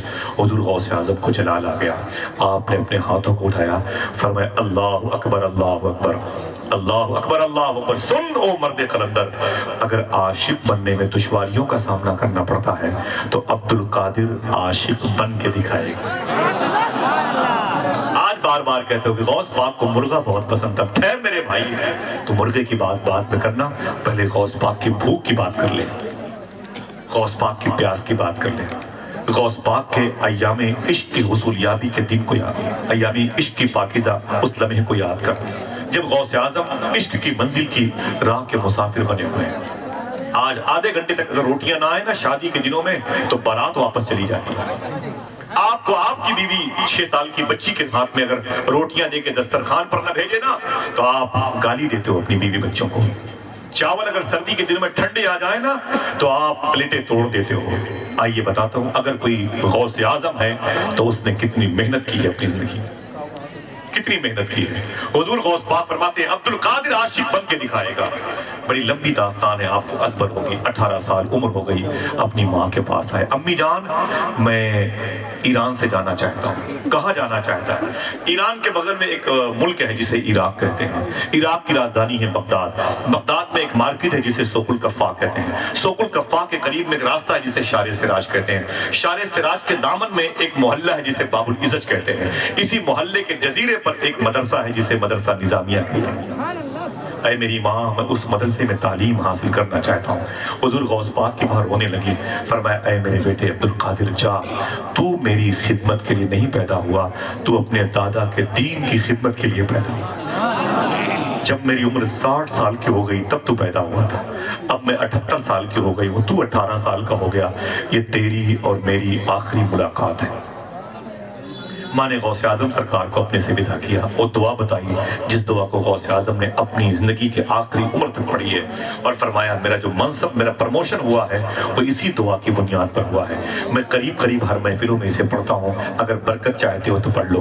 بسم اللہ الرحمن الرحیم، اللہ الکافی قصدت الکافی وجدت الکافی کفان الکافی لکل کافی ونعم الکافی وللہ الحمد۔ سرکار غوث اعظم فرماتے میری ماں رو رہی تھی، مجھ سے اتنا کہا تھا بیٹے ہمیشہ سچ بولنا، یہ میری اور تیری آخری ملاقات ہے۔ میں اپنی ماں کے دوپٹے میں آنسو دیکھتا تھا، میں آ رہا تھا پڑھ کر کے اپنی ماں کو دیکھتا تھا، میری ماں دروازے پر کھڑی ہو کر کے مجھے دیکھتی تھی۔ رونے میں یہ خطرہ ہے تالاب ندی ہو جاتے ہیں، ہنسنا بھی آسان نہیں ہے، لب زخمی ہو جاتے ہیں۔ اسٹیشن سے واپس آ کر بوڑھی ماں یہ سوچ رہی ہے، پتے دیہاتی رہتے ہیں پھل شہری ہو جاتے ہیں۔ غوث پاک فرماتے میں ہمدان کے راستے سے یہ کاشان اور شازان سیستان کے قریب ہے، اس کے آگے تھوڑا سا فاصلہ ہے جہاں سمنان پڑے گا، پھر آگے بستان پڑے گا، خرقان پڑے گا، پھر آگے سفر کریں گے تو آپ کو جیلان آئے گا۔ کبھی چلیں گے انشاءاللہ میرے ساتھ؟ میرے ساتھ نہیں، ان سرکاروں کے ساتھ، اور پھر میں آپ کے ساتھ چلوں گا۔ ہاتھوں کو اٹھا کے بتائیں کتنے لوگ بغداد جانا چاہتے ہیں انشاءاللہ؟ چلیں گے نا انشاءاللہ؟ انشاءاللہ، دل سے بولو انشاءاللہ۔ 2 کام کرو گے بغداد جلدی جاؤ گے، بتا دوں 2 کام؟ بتاؤں؟ ہمیشہ سچ بولا کرو، حلال کھایا کرو۔ اب بتائیں کون کون بغداد جانا چاہتا ہے؟ ٹھیک ہے، اب کوئی آپ کو روک بھی نہیں سکتا اگر آپ سچ بولنے کا اور حلال کھانے کا وعدہ کریں۔ انشاءاللہ بولے، کوئی گفتگو کام کی نہیں ہوتی، اگر آپ عمل کر لیں تو یہی عمل میرے بھی کام آ جاتا ہے۔ حضور غوث پاک فرماتے تم 2 کام کرو، سچ بولا کرو، حلال کھایا کرو، عبد القادر تمہاری بخشش کی ذمہ داری لے لیتا ہے۔ سرکار غوث اعظم نے فرمایا بشارت میں سنو، تم صرف اپنے اس حصے کو سنبھال لو۔ میاں حضور آپ کے دادا نے فرمایا تم صرف اپنے اس حصے کو سنبھال لو، میں تمہاری پوری پرسنالٹی کو سنبھال لوں۔ کس طرح شیخ یہ کیا مطلب؟ اتنے حصے کو سنبھالنا؟ تو غوث پاک فرماتے ہیں اتنے حصے کو تم سنبھال لو، اس سے جو چیز باہر ہو وہ سچ ہو، جو اندر جائے وہ حلال کی ہو۔ سمجھ گئے؟ سرکار غوث اعظم بلائیں گے، چلیں گے نا بغداد؟ پھر جب ایک مرتبہ جانے کی دعا کریں، پھر جب وہاں چلے جائیں گے، پھر آنے کے وقت پھر حاضری کی دعا وہیں کر کے آئیں گے۔ تاج محل تھوڑی ہے کہ دیکھ لیا تو دیکھ لیا، یہ تو غوث پاک کا روضہ ہے انشاءاللہ کہتے ہیں۔ آپ کہو گے اے شیخ تیرے دربار کی میں نے عجب یہ شان بھی دیکھی، تجھے دیتے نہیں دیکھا مگر جھولی بھری دیکھی۔ لگائیں گے نعرہ لبیک یا غوث اعظم۔ مجھے کوئی خوشی نہیں ہوتی ہے کوئی اپنے گھر میں ٹائلز دکھاتا ہے، وہ ماربل دکھاتا ہے، اٹالین سامان، واش بیسن، یہ دیکھیے ٹوٹی 5000 کی، مجھے کوئی خوشی نہیں ہوتی بھائی، مجھے کوئی بہت بڑا آدمی متاثر نہیں کر سکتا۔ ہم ہر اس شخص کو دیکھتے ہیں جس کی آنکھوں نے غوث پاک کے جلوے دیکھے۔ میں اس کے قدم چومنے کا دل کہتا ہے جس کے دلوں میں اعلیٰ حضرت سرکار کے قول کے مطابق اہل بیت کی محبت ہو، جس کے دل میں مخدوم کائنات کے لالوں کا پیار ہو۔ مجھے وہ آنکھیں اچھی لگتی ہیں، بہت بڑے لوگوں کی آنکھوں کی زیارت میں کیا کروں کر کے، میرے لیے تو غوث پاک کا گنبد ہی کافی ہے ماشاءاللہ۔ سرکار غوث اعظم رضی اللہ تعالیٰ کی یہ آخری بات ہے، آپ فرماتے میں ایران سے نکلا تو بغداد آیا، بغداد شریف آیا نا، بڑی لمبی داستان ہے آپ کے دوران طالب علمی کی، 7 اور 8 سال تک آپ نے تعلیم حاصل کی، 7 سال تک تعلیم حاصل کی، 25 سال کا ہو گئے، محنت کرنی پڑتی ہے۔ یہ نہیں کہ اذان ہو رہی ہے آپ بازار بیٹھے ہوئے ہیں، 4 رکعت جو نماز نہیں پڑھ سکتا وہ ولی ولایت کیا پائے گا؟ جسے 2 رکعت سجدہ کرنے کے لیے فرصت نہیں ہے وہ اللہ کا دوست کیسے بنے گا؟ اس کی دوستی کی سرٹیفکیٹ کیسے سنبھال پائے گا؟ جس کو سچ بولنے کی توفیق نہیں ملی وہ اللہ کو کیسے راضی کر پائے گا؟ سوچنے کی بات ہے۔ محنت کریں آپ اور ہم سب مل کے محنت کریں۔ محنت کیا ہمارے بزرگوں نے۔ حضور غوث پاک فرماتے جب میں 25 سال کا ہوا، 7 سال میں نے جامعہ نظامیہ میں تعلیم حاصل کی اور 25 سال تک میں نے اپنے آپ کو بغداد شریف سے نکالا اور 40 کلومیٹر کے فاصلے پر اس شہر میں لے گیا جس شہر کے پیچھے ایک جنگل ہے، اسی جنگل والے پورے ایریے کو مدائن کہتے ہیں، جس زمین پر ایک ایسے صحابی رسول لیٹے ہوئے ہیں جن کے بارے میں حضور نے ارشاد فرمایا، دیکھنا کتنے لوگ سبحان اللہ کہتے ہیں، دنیا والے جنت کو ڈھونڈتے ہیں اور جنت میرے سلمان فارسی کو ڈھونڈتی ہے۔ ان کے قریب میں 1.25 لاکھ حضور کے غلاموں میں سب سے پرائیویٹ صحابی رازدار مصطفیٰ حذیفہ یمانی لیٹے ہوئے ہیں، ان کے بغل میں سرکار امام حسن کے چھوٹے بھائی امام حسین، ان کے بیٹے امام زین العابدین، ان کے بیٹے امام باقر، ان کے بیٹے امام جعفر صادق اور ان کے بھائی امام طاہر لیٹے ہوئے ہیں۔ ان کے قریب میں مدینہ پاک کی پرانی مچھلی کی مارکیٹ ہے جسے سوق سما قدیم کہتے ہیں، وہاں پیدا ہونے والے جناب جابر کے بیٹے جناب عبداللہ کی مزار شریف ہے۔ قریب میں نہر دجلہ کا بیلٹ ہے جہاں کی لہروں کے اوپر حضور کے غلاموں نے اپنے گھوڑے دوڑائے تھے، جہاں پر کھڑے ہو کر کے ڈاکٹر اقبال نے یہ شعر کہا تھا، دشت تو دشت ہے دریا بھی نہ چھوڑے۔ یہ کاغذی شعر نہیں ہے، یہ فلمی شعر نہیں ہے، یہ سچا شعر ہے جسے ڈاکٹر اقبال کے تصوراتی ذہن نے اسی مدائن کی زمین میں جا کے کہا، دشت تو دشت ہے دریا بھی نہ چھوڑے، ہم نے بحر ظلمات پہ دوڑا دیے گھوڑے۔ قریب میں کسرا کا محل ہے جو حضور کی پیدائش پر پھٹ گیا تھا، اس کی دیواریں پھٹ گئی تھی، وہ جنگل ہے۔ غوث پاک نے کیا کہا تھا؟ عبد القادر عاشق بن کے دکھائے گا۔ کیا کہا تھا؟ قاری صاحب اجازت دیجیے گا ہم کر دیں؟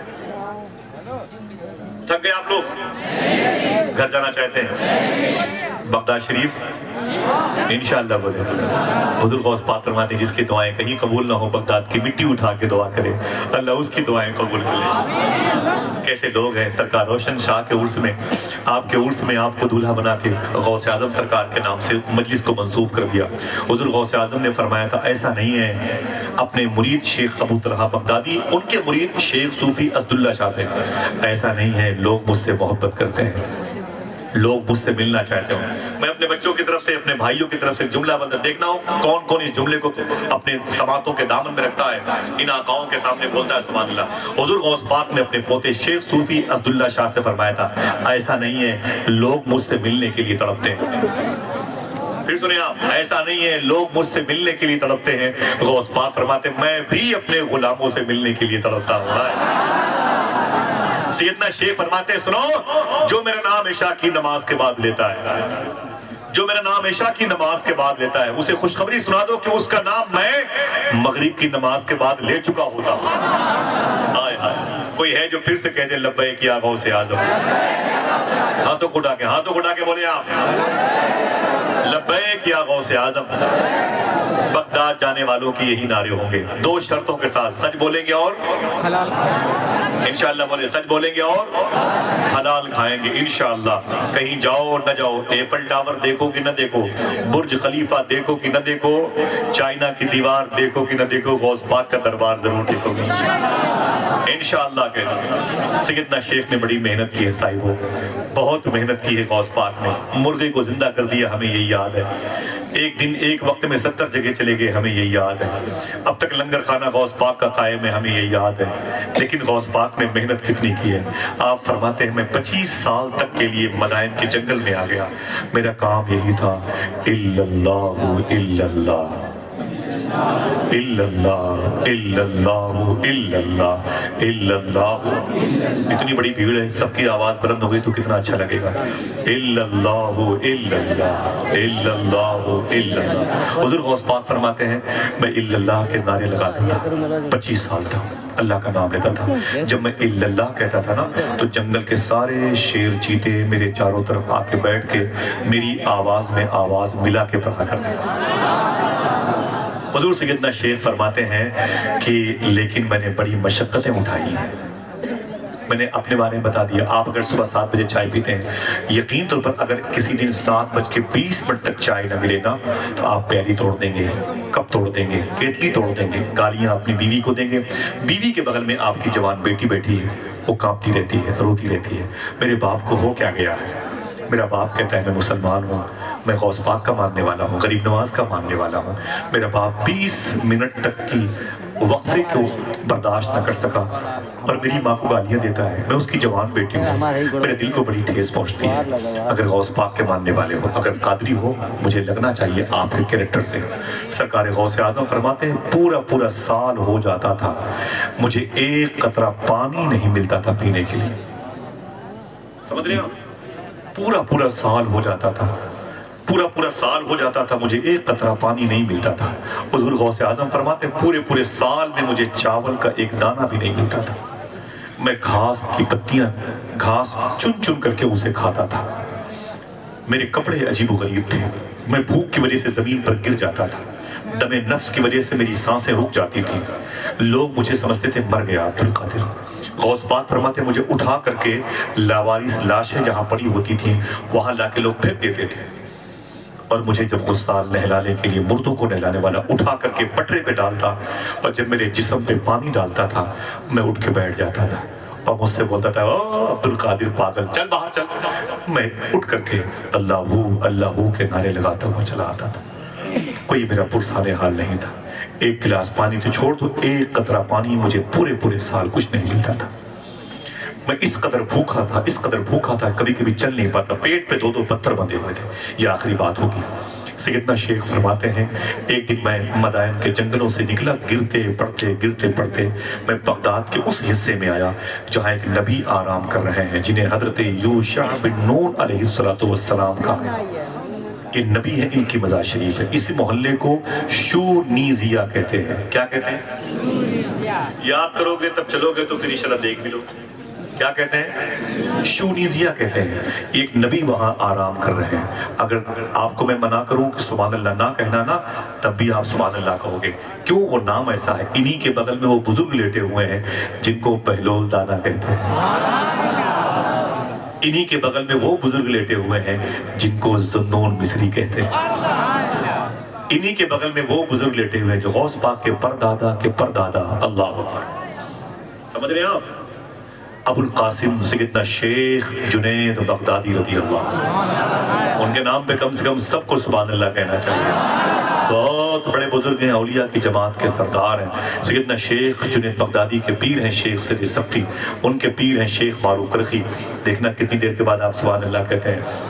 شیخ جنید بغدادی کے پیر شیخ سری سختی اور ان کے پیر شیخ معروف کرخی، ان کے پیر شیخ امام علی رضا، وہ بیٹے ہیں امام موسیٰ کاظم کے، وہ بیٹے ہیں امام جعفر صادق کے، وہ بیٹے ہیں امام باقر کے، امام باقر بیٹے ہیں امام زین العابدین کے، امام زین العابدین بیٹے ہیں امام حسین کے، امام حسین بھائی ہیں امام حسن کے، امام حسن بیٹے ہیں مولا علی کے، مولا علی شوہر ہیں مخدومہ فاطمہ کے، مخدومہ فاطمہ بیٹی ہیں نبیوں کے سردار کی۔ نیچے آ جاؤ گے تو سرکار شیخ جنید بغدادی کے مرید ہیں شیخ ابوبکر شبلی، ان کے مرید ہیں عبد الواحد تمیمی، ان کے مرید ہیں ابو الفرات طرطوسی، ان کے مرید ہیں شیخ ابو الحسن علی قرشی الہنکاری، ان کے مرید ہیں شیخ ابو سعید مخزومی، ان کے مرید ہیں شیخ عبد القادر جیلانی۔ یہ मिडिल में बड़ा मुबारक नाम है, इसी बेल्ट में आराम कर रहे हैं। चलेंगे इंशाअल्लाह? कुछ बोले? आज जब यहाँ से वापस जाइएगा तो जैसे निकलिएगा सरकार के दरबार से अरीजा पेश करके जाइएगा, सरकार अपने दरबार में बुला लिया है, अब गौस पाक के दरबार में भेज दीजिए। कितने लोग ये दुआ करेंगे इंशाअल्लाह? दिल से बोलो इंशाअल्लाह। सरकार गौस आज़म फरमाते, मैं मदाइन के जंगल से निकला आखिरी बार, और मैं रोता हुआ चीखता हुआ मैं आ गया शुनीजिया के मोहल्ले में। एक छोटी सी मस्जिद थी, मैं उस मस्जिद के किनारे पर बैठ गया। एक रवायत के मुताबिक ख्वाजा उस्मान हारवनी ने गरीब नवाज को इसी मस्जिद में कारी निसार भाई मुरीद किया था, एक रवायत के मुताबिक। सरकार गौस आज़म फरमाते, मैं वहाँ पर बैठ गया। जब उस मस्जिद के अंदर मैं बैठ गया ना, तो मुझे भूख बहुत लगी थी, मुझे भूख बहुत लगी थी। हुज़ूर गौस पाक फरमाते हैं कि मैं बैठा हुआ था, मैं समझ रहा था कि अब मैं बचूंगा नहीं, भूख की वजह से मेरा इंतकाल हो जाएगा। कहते थोड़ी देर के बाद उसी मस्जिद के अंदर एक शख्स टिफिन में खाना लेके आया, यानी झोले में खाना लेके आया। वो सामने की दीवार पे टेक लगा के बैठ गया। ना मैं उसे जानता था ना मुझे जानता था, मेरे सामने वो बैठा पीछे। उसने टिफिन खोला, उसमें से खाना निकाला और खाना खाना शुरू कर दिया। हुज़ूर गौस आज़म फरमाते हैं, मुझे भूख इतनी ज्यादा लगी थी, इस जुमले को आप लिख सकते हैं सोने के कलम से, मुझे इतनी ज्यादा भूख लगी थी, लुकमा वो उठा के अपने मुंह में डालता था और भूख की वजह से मुंह मेरा खुल जाया करता था। अल्लाह अकबर। कहते हैं उसने मुझे देखा तो बुलाया, ताल ताल ताल, इधर इधर मुसाफिर। तो गौस पाक फरमाते हैं, बड़ी मुश्किल से मैं उठा, उसके करीब गया और बैठ के मैंने कहा, बताएं क्या बात है? उसने कहा, भूखे हो? मैंने कहा हाँ। कहा खा ले, न तेरा है न मेरा है, खा ले। तो गौस पाक फरमाते हैं, मेरा नहीं है तो तेरा भी नहीं है, तू है कौन? उसने कहा, मैं बगदाद का नहीं हूँ। मैंने कहा, फिर कहाँ का है? बोले, मैं ईरान का रहने वाला हूँ। गौस पाक कहाँ के थे? बोले ईरान। पैदा कहाँ हुए थे? ईरान में। ऊंची बोले ईरान में। मज़ार शरीफ बगदाद में। बगदाद इराक की राजधानी है, ईरान की राजधानी है तेहरान, जिसका 1300 साल पहले नाम था रे। जिस रे की जमीन की हुकूमत ने इब्न ज़ियाद ने अहले बैत का कत्ल किया था मैदान करबला में। समझ रहे? सरकार गौस आज़म रज़ी अल्लाह तआला अन्हु फरमाते हैं, तुम कहाँ के हो? उसने कहा, मैं ईरान का हूँ, मैं ईरान का हूँ। अल्लाह अकबर। जैसे गौस आज़म ने कहा, तुम ईरान के हो? उसने कहा जी। गौस पाक फरमाते, ईरान में कहाँ के? मशहद के हो, तेहरान के हो, जाम के हो, शिराज के हो, तुम काशान के हो, शाहजान के, सीस्तान के, इस्फहान के, संजर के, समनान के, कहाँ के हो? उसने कहा, ना ना ना मुसाफिर, मैं जीलान का रहने वाला, हुजूर की पैदाइश का शहर, मैं जीलान का। गौस पाक, तू जीलानी है? उसने कहा, हाँ मैं जीलान का। तू जीलान का? बोले हाँ मैं जीलान का हूँ। बोले फिर यहाँ कैसे आ गया? सुने तवज्जो से, बस एक 8 मिनट की बात है, आपके पैरों की मिट्टी मुझे मिल जाए, बड़ी बात है। उलमा इकराम मौजूद है, सादात इकराम।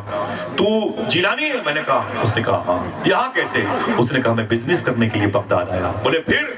बोले बात यह है कि मैं जब अपने शहर से निकल रहा था तो मेरे मोहल्ले में जीलान में एक बड़ा ही मुबारक शरीफों का, बुजुर्गों का, शुरफा का खानदान रहता है। उस खानदान में एक बूढ़ी औरत रहती है। पूरे जीलान वालों की जब दुआएं कबूल नहीं होती हैं तो अल्लाह उसके कदम की मिट्टी उठा के दुआ करने वाले की दुआ कबूल कर लेता है। हुजूर गौस पाक फरमाते हैं, उसका नाम क्या है? देखना कोई है जो इस नाम को सुन के सुभान अल्लाह कहे। हुजूर गौस पाक फरमाते हैं, कौन है बूढ़ी औरत? उसने कहा, उसका नाम मखदूमा फातिमा उम्मुल खैर है। ये नाम गौस पाक की अम्मी का है, सुभान अल्लाह कहे। गौस पाक के अबू हैं शेख मूसा जंगी दोस्त, नाना है शेख अब्दुल्ला सुमई, फूफू है आयशा जिलानी, भाई हैं अब्दुल्ला जिलानी, दादा हैं अब्दुल्ला जिलानी और परदादा है शेख यहिया जाहिद जिलानी। तो हुजूर गौस आज़म फरमाते हैं, जब समझ गए कि तो मेरे घर की बात कर रहा है, आप रोने लगे, आंख में आंसू आ गए। उसने कहा, रोते क्यों? कहा कुछ नहीं। फिर क्या हुआ? कहा, बूढ़ी खातून ने मुझे बुलाया, पर्दे की ओर से बोली, बेटा मैंने सुना है तू बगदाद जा रहा है। मैंने कहा हाँ मम्मा, मैं बगदाद शरीफ जा रहा हूँ। तो रोने की आवाज आई। बोले, बगदाद में मेरा बेटा अब्दुल कादिर पढ़ने के लिए गया है, कोई जामिया निजामिया इदारा है, वहां वो तालीम हासिल करता है।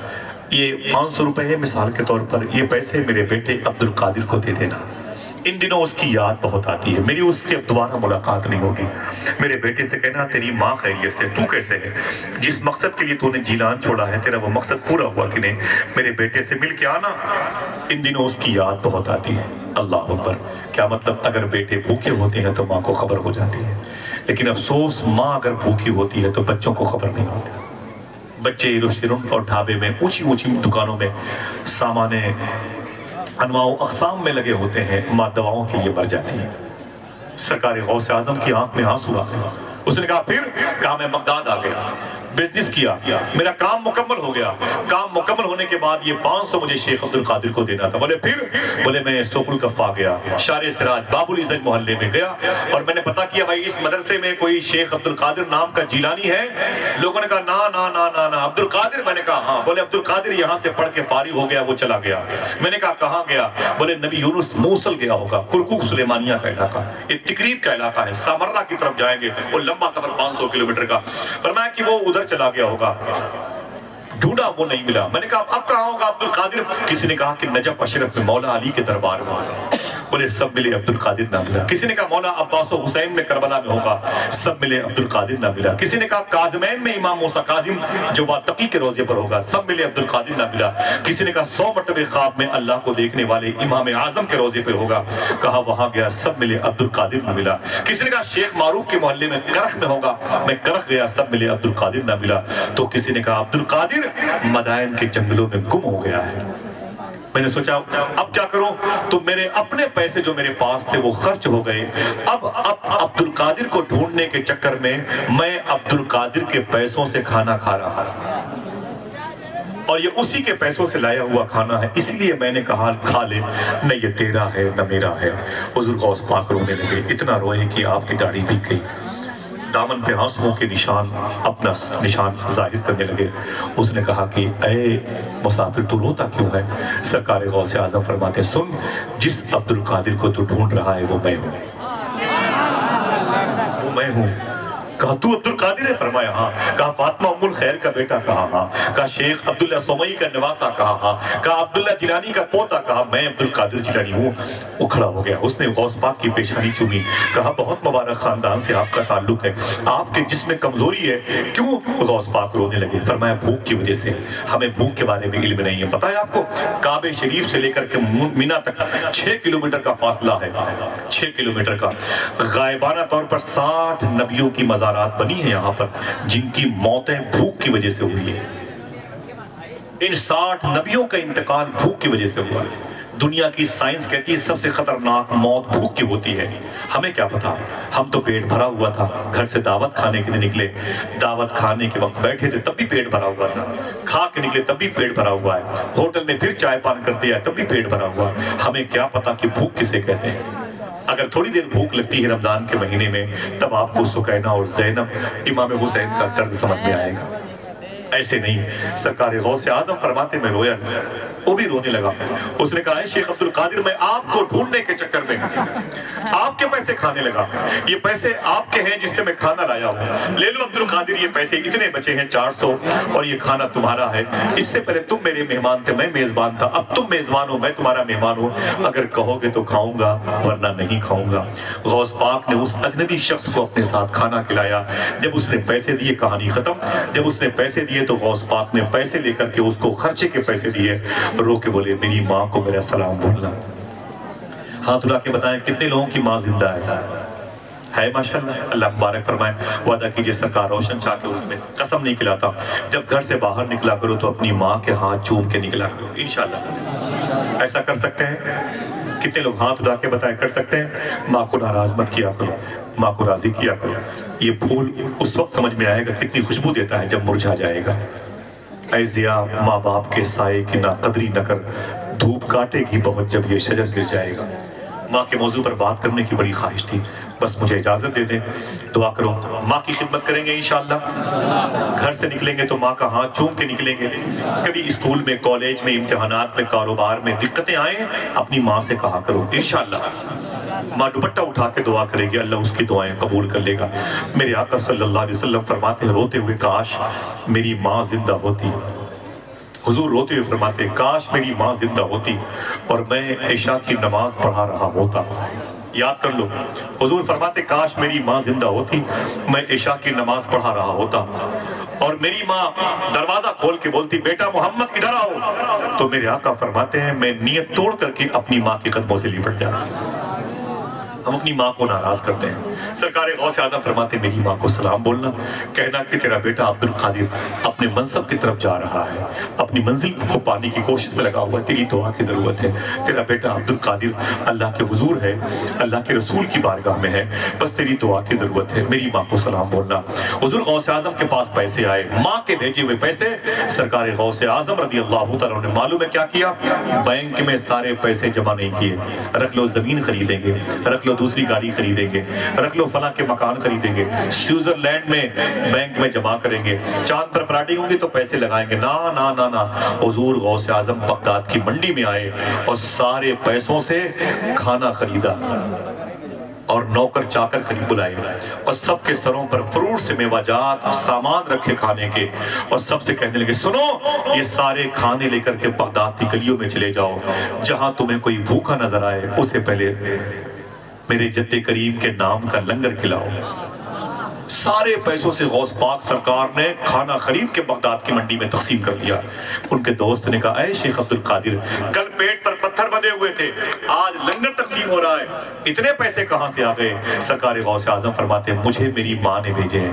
کہا ماں نے بانٹنے کے لیے بھیجے ہیں کہ خرچے کے لیے بھیجے ہیں؟ غوث پاک رو کے بولے نا نا نا، میری ماں نے مجھے جو پیسے بھیجے ہیں وہ خرچے کے لیے بھیجے ہیں۔ بولے پھر؟ بولے سارے پیسوں کو میں نے غریبوں کو کھانا کھلانے میں خرچ کر دیا ہے۔ اس نے کہا عجیب انسان ہے عبد القادر، ارے کل کیا کھائے گا؟ تو غوث پاک مسکرا کے بولے سن، جو پروردگار عالم ایک دن عبد القادر کو اتنا دے سکتا ہے وہ کل عبد القادر کو بھوکا نہیں مار سکتا۔ صوفی سلطان فرماتے ہیں کہ جس کے گھر کے دروازے بڑے موٹے ہو جائیں کہ غریبوں کی صدائیں اندر نہ جانے پائیں، ان کے بچے ہمیشہ بیمار رہتے ہیں۔ جس کے دروازے پر کتے بھوکے سوتے ہیں ان کی تیسری چوتھی نسلیں بھوکی سوئیں گی۔ کوئی کمال نہیں اگر آپ نے کما کے کھا لیا تو، اگر کمال دیکھنا ہے تو یہ ہے کہ آپ نے دکھا کے نہیں کھایا، کھلا کے کھایا ہے، آپ نے پلا کے پیا ہے، پہنا کے پہنا ہے، انشاءاللہ فیض قادریت آپ کو ملتا جائے گا۔ سرکار غوث اعظم کے لنگر خانے پہ لکھا ہوا ہے میں نے نیکیوں کی فائل الٹ پلٹ کے دیکھی لیکن اللہ کی بارگاہ میں پبلک کو کھانا کھلانے سے بڑی نیکی مجھے نہیں ملی۔ کیا غوث اعظم کے نام پر لنگر کی بہاریں اپنے دروازوں پر تقسیم کر سکتے ہو؟ نہ ہو 10 روپے کی ٹافی ہی خرید لیا کرو، غریب نواز کی چھٹی کے موقع پر اپنے محلے کی ہندو مسلمانوں کے بچوں کو بانٹ دیا کرو، اور بچے پوچھے چاچو یہ کیا ہے تو کہہ دینا غریب نواز کی چھٹی مبارک ہو۔ اتنا کرنے میں کیا جاتا ہے، 2 درجن کیلے گھر لے کے آتے ہو، 2 کیلا کسی غریب کو دے دیا کرو، آپ کے بچے بیمار نہیں ہوں گے انشاءاللہ۔ اگر سچوں کے ساتھ رہنے کی خواہش ہے، انہی سچوں میں سے ایک شخصیت کا نام سیدنا شیخ عبد القادر ہے، سرکار غریب نواز ہے۔ ممبئی چلے جائیں تو مخدوم ماہم ہے، اور سلطان الجبل حاجی ملنگ ہے، سلطان البحر حاجی علی ہیں، مخدوم بہاؤالدین شاہ اصفہانی کی چوکٹ ہے، ٹوپی والے بابا ہے، گلاب شاہ سرکار ہے، بھیونڈی میں دیوان شاہ ہے، بنگلور میں توکل مستان شاہ کمبل پوش کی چوکٹ ہے سرکار، اور ہمارے ملک ہندوستان کے کشمیر میں چلے جائیں تو غلام شاہ بادشاہ کی چوکٹ ہے، اور آپ چراغ شریف چلے جائیں تو اللہ کے درویش وہاں پر آرام کر رہے ہیں۔ جس ہندوستان کے جس شہر کی طرف آپ لے کے چلیں گے کسی نہ کسی بزرگ کی چوکٹ ہوگی جو اس شہر کی سلامتی کا سبب ہے۔ یہ وہ سچے لوگ ہیں جو ہم پر اللہ کا عذاب نہیں آنے دیتے۔ اللہ فرماتا ہے وَكُونُوا مَعَ الصَّادِقِينَ، سچوں کے ساتھ ہو جاؤ۔ سچوں کے ساتھ ہونے کا مطلب ہمارا لہو سچا ہونا چاہیے، ہمارا خون سچا ہونا چاہیے، ہماری زبان سچی ہونی چاہیے۔ یہ کیسے ہوگا؟